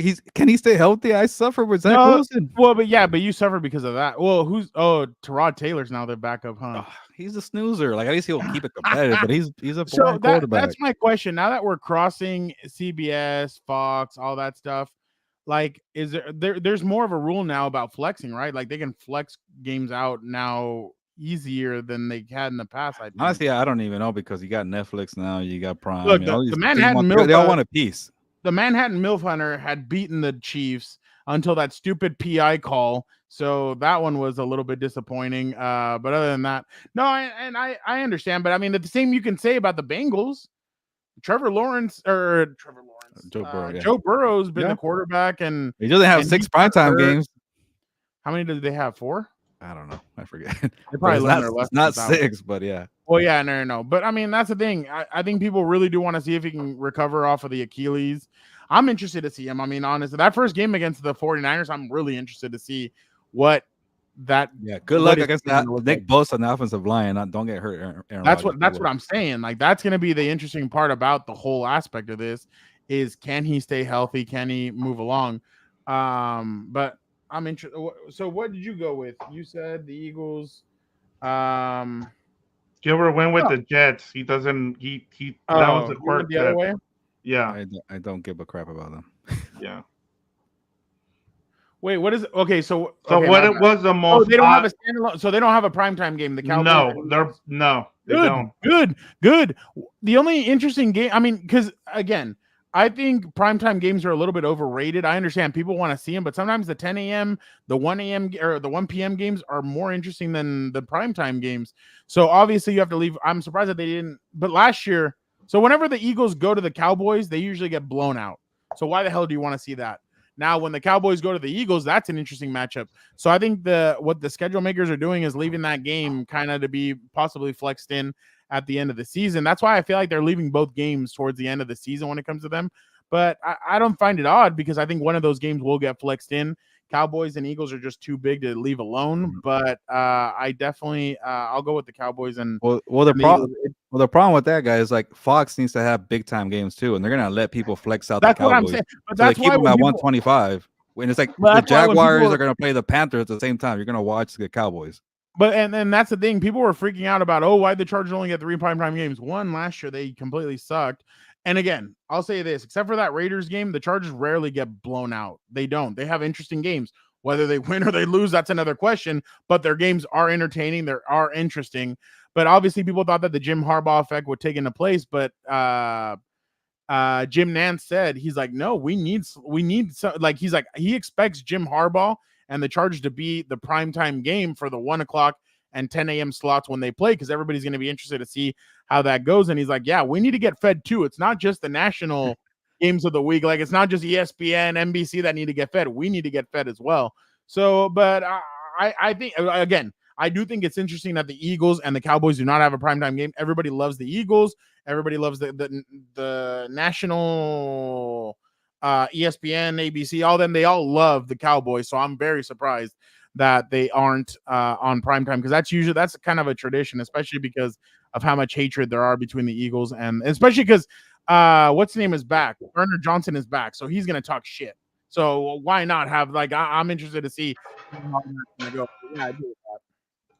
Yeah, no, I'm with you, Fernando. And the other thing too that we have to consider, if you look at the schedule, CBS came out the winner of everybody, even over some of the the ESPNs or even Sunday Night Football. In terms of the primetime game, Sunday Night Football has the best schedule, but CBS, if you look at those 425 on the East Coast, 125 here on the West Coast, they have a great schedule the whole season and then it's already been announced that Fox is going to do that 49ers and Chiefs game, the rematch, and Tom Brady's going to be on the call. So, and CBS and Fox are not going to give up those games. They're not going to so you're going to have to choose from other games if you're going to have those flexed in. So that's another thing where the Chargers maybe get flexed into some of those games as well, because some of those games, Fox and CBS, they're not giving those up. Like, you're going to have to fight with them, and they're already, if you're gonna have Tom Brady doing those and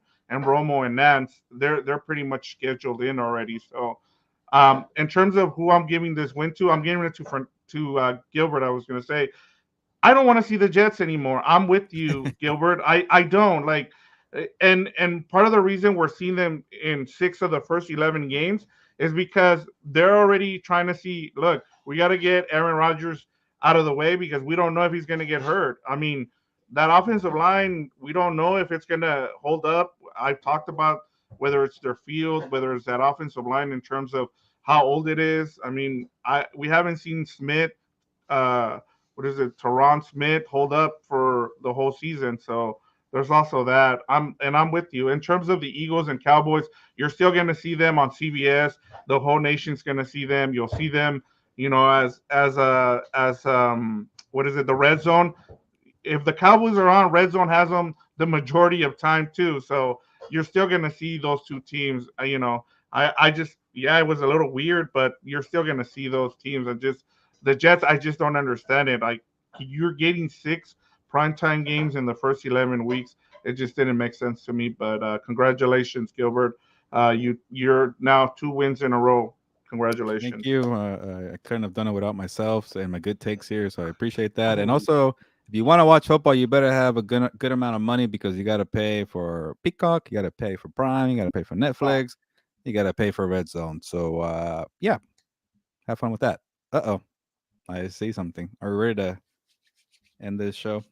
All right, Vic. Nothing exciting is going to happen. We'll talk to you in a minute. Let's see. Gilbert, do you think he's there? I haven't seen him yet.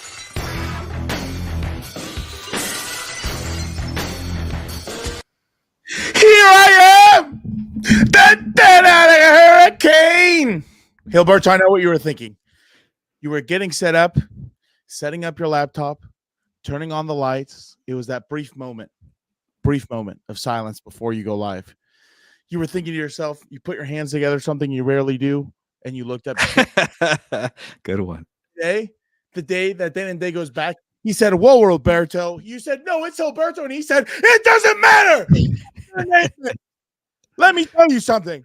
Why are you so red? That's what he does. That's what he does.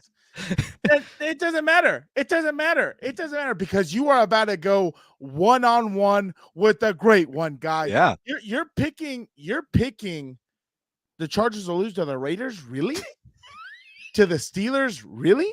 I'm not the one having them 14-3. 14-3. You're a danger Russ guy? Is that what you think? No, Justin Fields. It doesn't matter what you think. You can't really be serious there with 14-3, right? No, I said 10-7 at the worst. 10-7. They'll get 10. At the worst. The thing is, I don't think they're gonna trade. I don't think they're gonna split with the Broncos or the Raiders. I don't think they have a lot. And I know they always kind of stumble in Denver too. I know they're a terrible roster. But again, this is where I'm getting at. It's Jim Harbaugh. Mm. He's gonna kick someone in the ass before he tries to let one of them try and piss away a game of his. And the other thing is too, I have them beating the Steelers. I don't think the Steelers will have anything. They can't score points. I like the Chargers more to score points. And you got the mental midget out in Arizona. You think I'm worried about that? By the way, did you hear that there was already this ain't the Wizard of Oz, guy. There's no yellow brick road on the way Did to you LA. hear that there was already tension between Kyler Murray and Marvin Harrison Jr.? Good. I have video of it. Do you want to see it? Good. Okay. Bring it up. What do you have? Satire. Kill me, will ya? By the way, hold on. Look at my shirt. You see this shirt? That Drew McIntyre? Right. Part of my Scottish heritage. What's it say? What's on the tombstone? CM Punk main event WrestleMania moment, 23-24.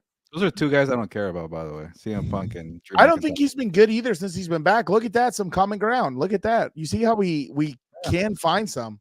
CM Punk gets hurt more than Joey Bosa, but yeah. Oh, there he is. Who's this guy? Really? Really? Are you kidding me? This is why this organization will never win a Super Bowl in my lifetime. That is. Who cares? They're so irrelevant. That's kind of bittersweet for Dan. Seeing Chiefs be stupid, but also get it right. No, but I mean, you're talking about help. I forgot what you said. Help or Schedule, whatever. yeah. Who cares? You play every day of the week, pretty much. After 3 Super Bowls, who gives a rat's ass? Let them play every single day. 3 games in 11 days too. Who cares? Let them play 4 and 5 days. Oh, Gilbert, did you hear? How people started, Dan? There we go. Did you hear what happened in Brazil, Gilbert? This lady took her uncle. Willie. Shout out Willie. Did you see dead guy? You're talking about the dead guy? Yeah. So this lady took her. She wanted to get her insurance claim on her uncle.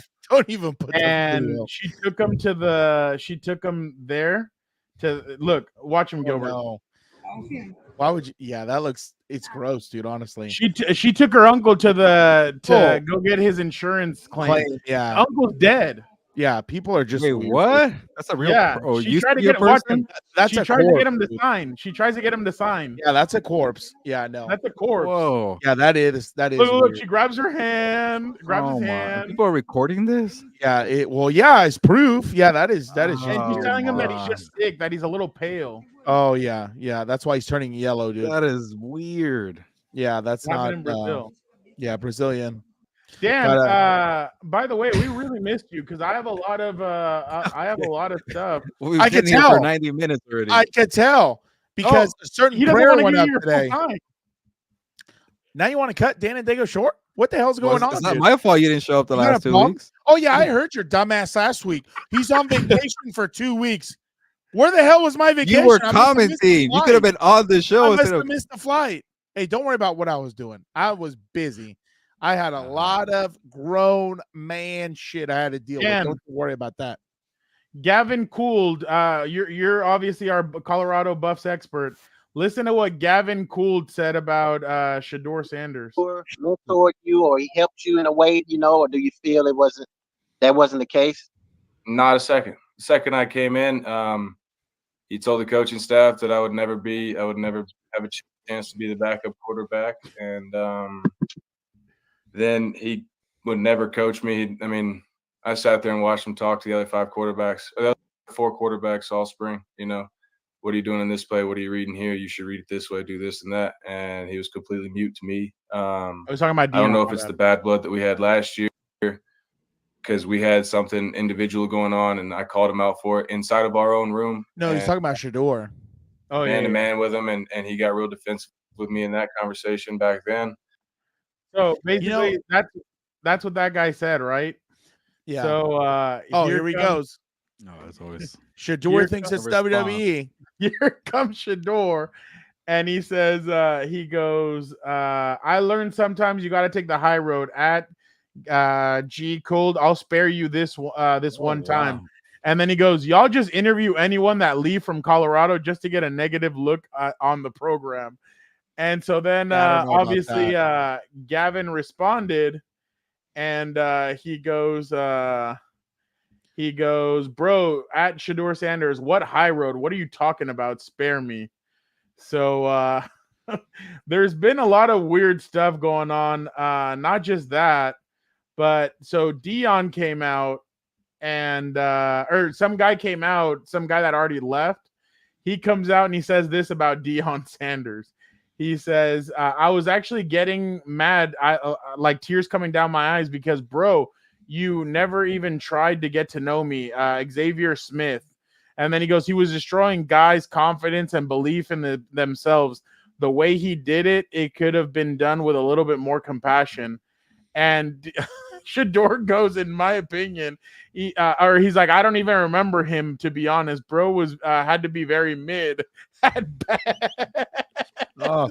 If you want to know why his draft stock is going to fall besides his play, that right there is going to be one that teams are going to remember.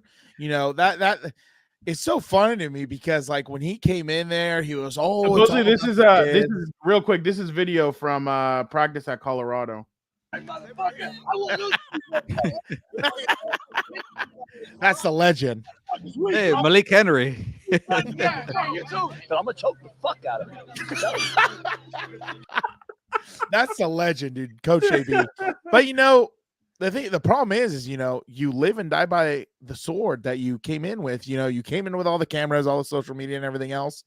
Now you're starting to get, I don't know if exposed is the right term or not, because I mean, we don't know what the hell's going on in that building, but it certainly does not look like the, first class cleanup program that he thought he was going to bring in. So then Dion started going at people. He's attacking. Now he's attacking the kids, and he's like, Lord Jesus. Oh my God. Yeah, and Dion did say that Shedeur is going to go top 5 in the draft next year. Don't forget about Shiloh. Yeah, don't forget. Shiloh's also in there. I think it's gonna be bad this year. But we'll see. Question, Dan, how would you react if you see one of your former players ripping the way you coach, but then you have one of your current players talking crap about him on Twitter? He's defending you, but he's adding fuel to the flame. I'd be pissed at my current player, because that's the thing, right? As coaches, we're grown men. What do I care about someone's opinion? I had something, I don't care about people's opinion of me. I care about what the people do in the program. If he's out of the program and he wants to trash it, I don't have to defend myself. My body of work should speak for itself. Like, I'm not worried about being in the headlines, being liked in the media, being liked in, social media and all that, all up in the videos. Hey, and you saw some videos he was on, and you do not want to be all up in there, dude. But you know what I'm saying? Like, that's my thing. Like, if he was confident in the body of work he's doing, he would tell Shedeur to shut up. He would tell Shiloh to shut up if he's talking, or whoever. Don't forget about Shiloh. No, you can't. you can't forget about Shiloh. And, don't forget about Dion Jr. He runs a very successful media company that, basically only features Colorado stuff and with his dad and all that. But, I mean, he's grinding. He's putting in the work. Don't you forget about that. But yeah, no, like if I was in Dion's, position, his resume should speak for itself. Turned around Jackson State program, got him, I think, to a bowl game where they won the league or something. I wasn't following it that closely. Now he's at Colorado D1. They got more wins in the first 4 games than they did all last season, trying to build it back up. And it's like, if your goal is to build it into a powerhouse where you can challenge for national championships, why are you getting lost in the weeds, talking on social media against former players and everything else? Like, it doesn't matter what people say. They know what the brand is. They know what Dion is. Like, you're bigger than getting into petty fights and this and that on social media. So that would be my take on it. Yeah. No, and that's the problem too, is that everybody's going to look at all that stuff and they're going to be like, do we actually want to draft him? So that's my biggest thing. Because again, I feel like I keep saying this every week when we bring this up. You're not only getting Shedeur, you're getting Dion, and that could be a huge problem for it, or a huge headache for any coaching staff, team, and everything else. But Gilberto, you really think they're going to lose to the Steelers? Is it in Pittsburgh? Yeah, it's really tough. Danger Russ, that's your again, guy. I can't go all in just because Jim Harbaugh. He's a great addition. I gave him a couple more wins because of him, but to get just to get acclimated with the scheme, new players, inexperienced players, a lot of like would Joe Alt be the guy? Things like that. Can Lad McConkey figure it out right away? Can maybe Brendan Rice does something too? I know Fernando's high on him. He impressed me when I talked to him, but it's just a lot of too many what ifs combined with the reputation of the franchise, and very well what the reputation is. Hey, but it's a new day. I'll say that. Yeah. But I got to see it first before I jump in. It's a new day. Yes, it is. I'm not. You know what I'm saying? I'm not worried. I said at worst 10-7. I already bet they're making the playoffs. If they make it to a divisional game, that's going to be a W for a season. But I'm not worried about it. I think they're moving in the right direction at least, which you haven't really seen in some time already. Honestly, if they win, and you look at 8 games, what happened. He just wanted to interrupt you. No, I was gonna say, if they win 8 games or 9 games and they fix the offensive line and they run the freaking football, that's a big success to me. I think. I don't know, dude. Like, if you look at the schedule, real quick, okay, listen to this. He's worried. He wants to in that draft, in the 2020 draft, and how they are now. I mean, because hindsight is 2020, but Justin Herbert is a name that pops up. That you think about. Here's a prolific style passer who's really shown everybody what he's capable of, more so than anything else. And so, being hindsight, yeah, that's a guy you could go back and say, hey, I'd love to have that guy. But again, we drafted Chase because we believe this was a guy that could help impact the team from his defensive position. And again, as I said, he did do that his rookie year. So everything we thought we. I'm not kind of like, that wasn't my. No. Either way, when it comes to a third for your question about the MVP race, I don't care. I don't even think he cares. I don't think he's here for MVPs. The only MVP that matters is Super Bowl MVP. That's not real. Who cares? Yeah, who cares? I don't even care about this with the Jerry curl or whatever this is. Looks like he's out of Rocky or something. But teenager Anakin. But like in my opinion, like Anakin, Dan, there's only one, isn't there? Hey, he's about to slaughter some people. You know what I'm saying? He's about to treat the league like the Sand People. I was trying to remember what they were. He's about to take them all out. But going back to it, I'm not worried. I'm not worried at all, dude. I think they're gonna be fine. For once in my freaking life, or twice. Shout out. And I did say something nice. I said, you're a little like, you're optimistic a lot, but you've been keeping it real for a very long time. It was not. Yeah, I'll let it slide. To the guy that caught the touchdown. So I don't care about this guy. Take this garbage off. He's already wearing a primed necklace. There are like 3 people there I don't care about. I don't even care. We were going to run a fake version of that, and then we were going to do a little shovel pass, and it was wide open again. So who's that moron next to him? I don't even know who that is. We're going to do it again. Put it on the table. No way. We're going to do it again. Is everybody sponsored by Prime now? What the hell? Yeah, they're all losers. I don't even know what he said. That was Patrick Mahomes saying that they're going to repeat. Yeah, no one cares. They're irrelevant. They already got carried to a 2. You know, I was watching the Dynasty the other day, and I can't believe they think these losers are anything close to the New England Patriots. Like, I would rather take a Patriots dominance again over these clowns. It's ridiculous. But UFC, don't come at me for this one. Gilbert, did you ever see this? I was going to tell you something, and then his video threw me off. Like 3 strikes here. Oh my God.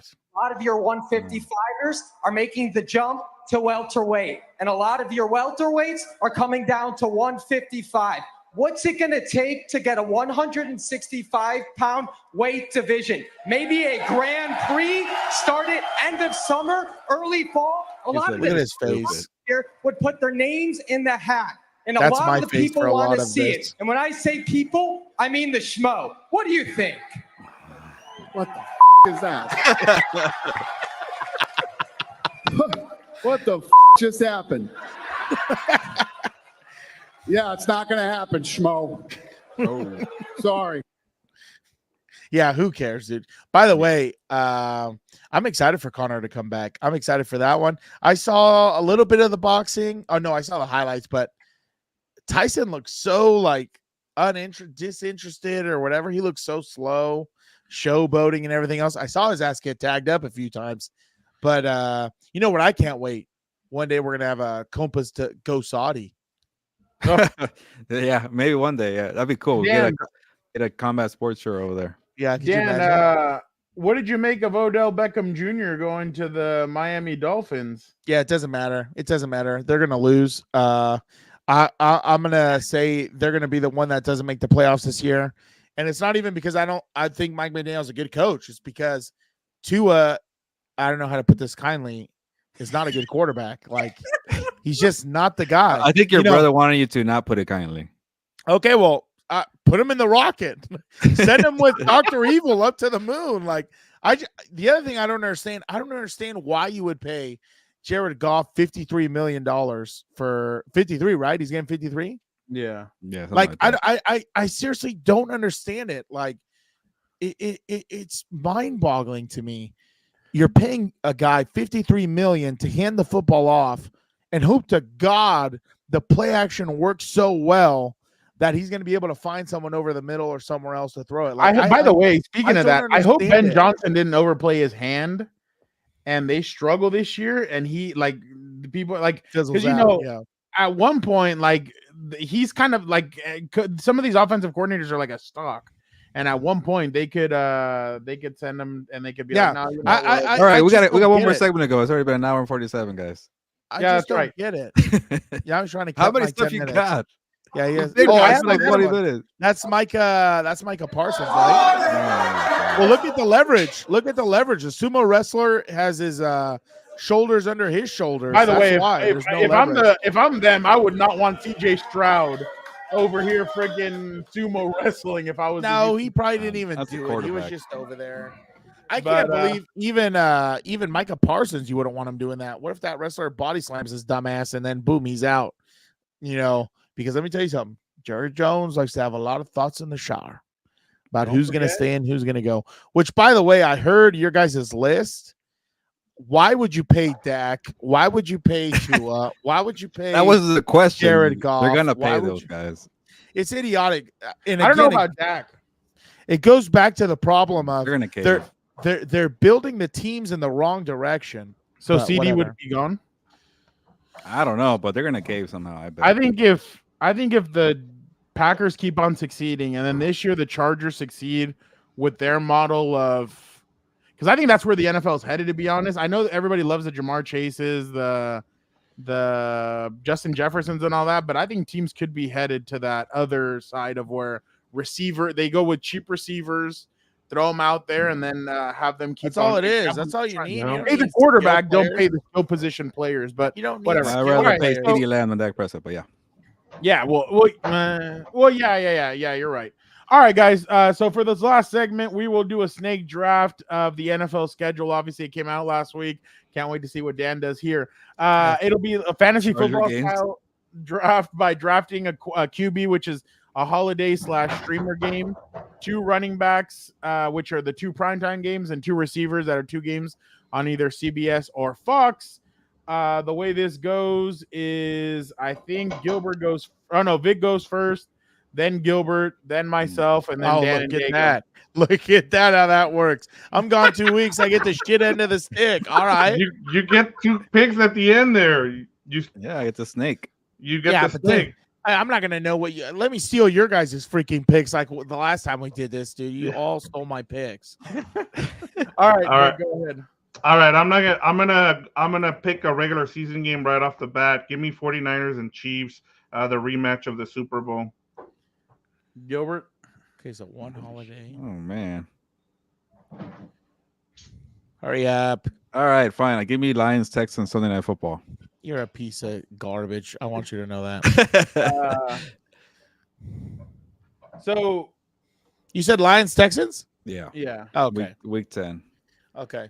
So the quarterback is the holiday games, right? All right. Yeah.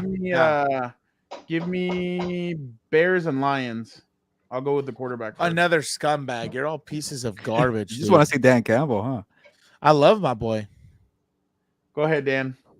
So you can choose any of those. Yeah, you got two. I'm going to do the opposite. Who cares? I'm going to pick a dumpster fire of game. Dolphins, Packers. They both suck. They'll miss the playoffs. Tua's garbage. LaFleur's garbage. Yeah, Oh, that's another one. It's not the worst. I want to pay Jordan. Is that a primetime game? That's Yeah, the no, holiday. that's the Thanksgiving. That's the holiday. I got okay. my QB. I'm going in order. That's what I All thought right. we're doing, but No, you can pick. You can Yeah, I do. thought we were going in order too. So Yeah, I got no. well, who cares? I'll get lost. I'm going to go in order. Oh, just give Dan Chargers Chiefs for primetime game. I'm fine. surprised. Oh, wait, the Harbaugh Bowl. That's no. Give me the Harbaugh Bowl. The Chiefs are irrelevant. I don't care about them. Yeah, give I was me gonna Ravens Chargers. say- The Chiefs are irrelevant. Primetime. Give me Lions and Rams. You know what's funny? Speaking of which, Goodell must be so happy because he was at odds with the Patriots every year for 20 years. Gilbert, your name. And now he has his hard eyes for the Chiefs. I love you, Chris Jones. Hit the quarterback however you want. Bums. I guess I'll get my holiday game out the way, but these are kind of terrible. Damn, that's a nice shirt, Dan. I'm telling you, when is Scottish Heritage Month? I got it. I'm ready. I'm gonna get a lot of Texans. Give me a Ravens and Texans. I honestly can't keep track of who got what, but yeah. You're a big Texans fan, huh?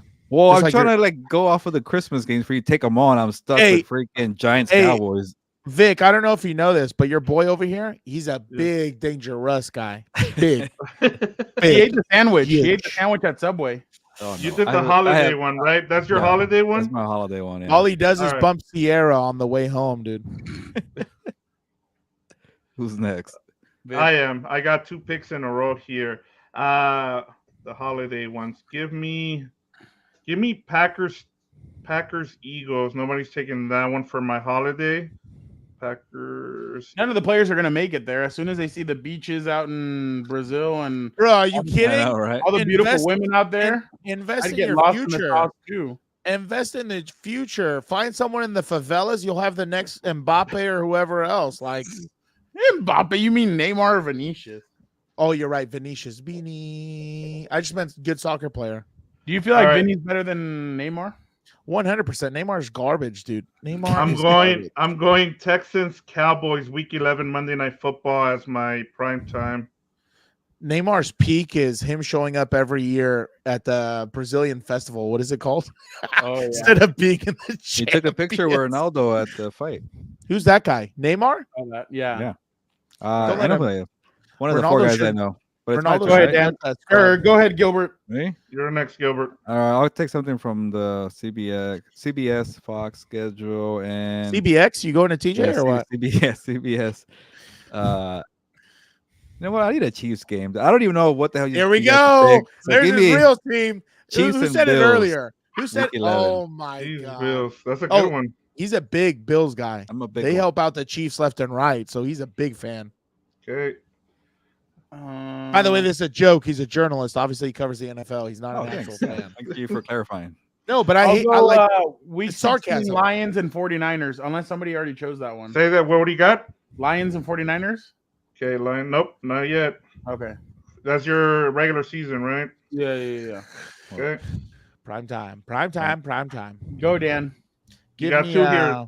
What's a dumpster fire? Give me So who just so cares? you know, Dan. Think Yeah. of Cowboys Yeah. Giants. No, Christmas. no. You You Yeah, know you what? ha- give me 49ers Rams is my other primetime pick. Which I love one? seeing the Rams. I love seeing the Rams get their asses Which kicked. one? The Thursday night. Week Thursday 15. night? Week 15. Week Yeah, 15. Thursday night. Okay, you got another one. Oh, I got another one. All right, so let me Yeah. Go week 4 Chiefs Chargers. CBS. Yeah, so here we go. This is gonna piss off Gilberto, so he might shed a few tears after the show. Give me week 4 Chiefs Chargers. I picked the Chargers to upset because that's the first time. By the way, Gilbert, I watched basketball for the first time. Nuggets just and interrupted my whole still thing. haven't That's watched. okay. Don't worry. Hey, I do the want to Warriors are watch fun to Anthony watch. Edwards. I'm hearing too They're much good fun things. to watch. I Why gotta would watch. you watch basketball now? Is a waste of time. I Would you won't rather watch it. basketball or the Padres? Get out of here. I'd rather watch basketball than baseball. Baseball's the worst, the second worst. Are waste you of next, time. Fernando? Yeah. Okay, let me go. Here we No, you're good. I'm still go. looking. You already got a holiday. Yeah. I have one primetime game and I think 2. The holiday. How One many primetime holiday. games do I have? You went with. Hold on. Let me. I think I only have one. I think I went with Lions and Rams. Yeah, Lions Rams. Okay, so I'll finish off my primetime game by going Chargers and Chiefs on Sunday Night Football. Week 14. For the division. Primetime. Okay. Gilbert. Has anybody taken Lions 49ers Monday Night Football? Yeah. If you would have listened, guy. If you would have listened, It's hard to keep track of it's this been crap. gone. It's been gone. Yeah. Then I'll. You said Man. find another Chiefs game. Find your favorite team. That shit, right? I Yeah. love watching the Chiefs. Brittany Well, Mahomes is the You guys best. already took Ravens Chargers, right? Yeah, of Ravens, course I Chargers, did. Yeah. You know what? Just because I'm a big Texans guy and a Cowboys guy, give me Texans Cowboys week knew it. 11. I already took that one. What? I took He's it. Okay, asleep. now we're getting. He was born asleep. All right, I'm a big Joe Burrow guy. Bengals Ravens. Thursday That's a Night lie. Football. That's a lie. Bengals, Every time Ravens. he goes up against the Chiefs, you're like, the Chiefs. Chiefs. They're our guys. Is that a Oh primetime my- game? Yeah, Thursday Night Football week 10. There are That's my- guys. I got two primetime games already taken. I got wonder one who more. loves. I wonder You who say loves. guys our- or guys? Huh? No, don't even repeat that. I don't know who loves the Chiefs more, Roger Goodell or Gilberto Manzano. Antonio. Antonio, what? Antonio That's the who? middle That's name. my middle name. Look at that name. Gilberto Antonio Manzano. Do you have one? I know Javier. I know Alejandro. What do you have, Dan? They're all I'm not Alejandro, you dumbass. We always go through this. Wait, what? What are? Oh, Juan. his world has been shattered. You No. have 3 names that end with O's. That's hilarious. Actually, yeah, you're right. All right, I'm going I didn't even Cowboys, think about Cowboys, Eagles, week 10 as my regular Alejandro. season game. And then I think I'm gonna finish off. Shout I out need one more primetime game. So let me do Francisco. Hey, don't you dare. Don't you dare bring that name up. You're a scum. This is your best friend? What a scumbag. That was makes me laugh. What? Oh, no. If Marvel couldn't get any worse, is she doing a Marvel thing or what? Taylor Swift reportedly has had a meeting with Marvel boss Kevin Feige. Marvel, I speak for everyone else when I say we did not ask for this. Oh, is that Juju Smith-Schuster? The only thing he's No. good at is okay. I thought that was my bad. okay. Nobody's taking Ravens Chiefs to open up, so I'm taking that. Oh, good. Gilberto's worried. He wants all the Chiefs games on I only his got slate. one. And prime time. All Chiefs right, and I'm Rams. done. All right, who's next? Gilbert. Is it Gilbert? I'm assuming finish up. Chiefs 49ers is taken. Who? Yes, that was my first Okay. pick. All right, I'm gonna give it like a sleeper one. Falcons Vikings week 14. I'm done. Oh, the coming home. or- Falcons, what? Vikings. Okay. Oh, Vikings. Are they go Vikings? Are they going home or is it at It's in Atlanta? Or? Minnesota. Minnesota. What is it? Is it a regular season or prime time? You keep confusing me. Regular season. It's Fox, CBS. Okay. They're All all right. regular season. All right. What week is that? Week 14. Oh, So I have one Michael Penix will be more in. regular season, right? Or not Yes. prime time. Yeah. Fox I'll CBS. go- They're all regular season. Come on. Yeah. I'll If go. I have to listen to Tony Romo for another season, I might have a drinking I problem. already gave you guys a solution for that one. They should fire him and go get what's his name from Greg Olsen. He's taking a $7 million pay cut. Damn. I'll go. Did somebody already get Bills and Lions? Yes. He Hold on. must have let a me crappy check. contract, by the way. I would have walked away. Hold on, let me make sure. I would have been pissed. Who has a crappy contract? Greg Dennis Olsen. Facts. He I'm just took tired the pay of cut. who? No, nobody's picked Bills Lions. I'll go Bills Lions. Ah, that's a good one. Dennis All right, Facts. Dan. I'm tired of Taylor Swift. All right, Dan. What? I'll pick a real dumpster. What Shout out. what does Dan need left? I already Okay, know what I so- need left. It's the Okay. CBS ones. Yep. Oh, go 49ers Dolphins at the end of the season, Dan. No, I'll pick a bigger dumpster fire of a game. Shout out to Vic, Steelers Raiders. That's what I'll pick. That'll be a dumpster fire. Danger Russ versus Minshew Vic's excited for Mania, that one. or it's You know that's the highest ticket right now in the league. Get out one? of here. No, I'm not. It's in Las Vegas. That's fine. Yeah, All Steelers, Steeler fans. Steelers Raiders. Oh yeah. Yeah. It's probably all Steeler fans trying to go. Gotta to leave the cold in Pittsburgh. Here, let me. exactly. Oh, it's week 6, so who knows how Oh cold it no. is. no.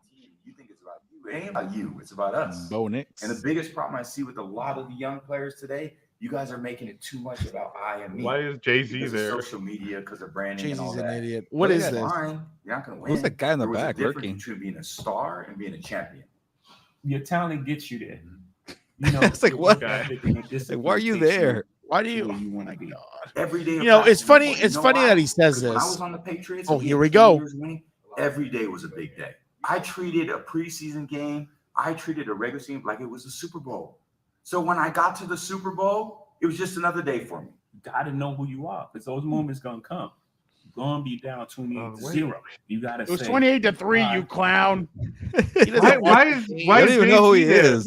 I don't even know what I this don't know. They is. met I don't with even rookies care. during. Oh, you should have seen them, Gilbert. What happened on You were Sunday? there I at the think. rookie. I premiere. treated every day like it was important, but when my coach yelled at me, I was not happy, and I let my wife Wow, and I'm the team surprised owner know. you're criticizing Tom I Brady. saw the dynasty. The He's dynasty a was so Belichick soft. guy. That's why he's a Oh, Belichick guy. 100%. Give me Big the Bell evil, guy. Big the double evil B guy. emperor. All right. I just can't believe it. People don't understand about Tom Brady. He needs a chip on his shoulder. If Bill Belichick would have been there stroking, massaging, like, one of Okay, the let's end the masseuses show. from This Cleveland, is a record, by the way. he might not have been as good. We don't know that. All right. Well, we appreciate everybody for checking us out. Dan, thank you for being back. We missed you. Vic, great questions on rapid fire. Gilbert, good job patting yourself on the back. Your arm might be tired tonight, so you might as well should just rest it. Oh, yeah. Wait, you made it weird. You made it weird. Yeah. You did it also. But definitely we appreciate having all 4 of us back. So thank you guys so much for checking out another episode of Compas on the Beat. Don't forget to check out the newsletter. Don't forget to check out everything else on the channel. Don't forget to like, comment, subscribe. Be a compa, tell a compa. Again, we appreciate all the new followers that we have on, or new subscribers we have. Again, if you guys haven't checked out our Instagram, it's at Compas on the Beat. Make sure you guys follow and look at all the great content that we have out there. The next big thing that we will be heading to, hopefully, is Gervonta Davis versus Frank Martin. David Benavidez also will be on the card. So make sure you guys check that one out, or check all that out. But again, thank you guys so much for checking out this episode of Compas on the Beat. But for the time being, Gilbert, always give vámonos. Yeah, a loaded show, 2 hours and some change here, but good to see Dan back. I'm being nice to you today, Dan. Good to see you. Nice outfit there. I was gonna say anything. But I was gonna say don't destroy me. Eh? But all right, good to have the four best friends that anybody could have together. But Shout out on Dennis that and note, Noah. ya nos vamos, pues, vámonos. Be a compa, tell a compa.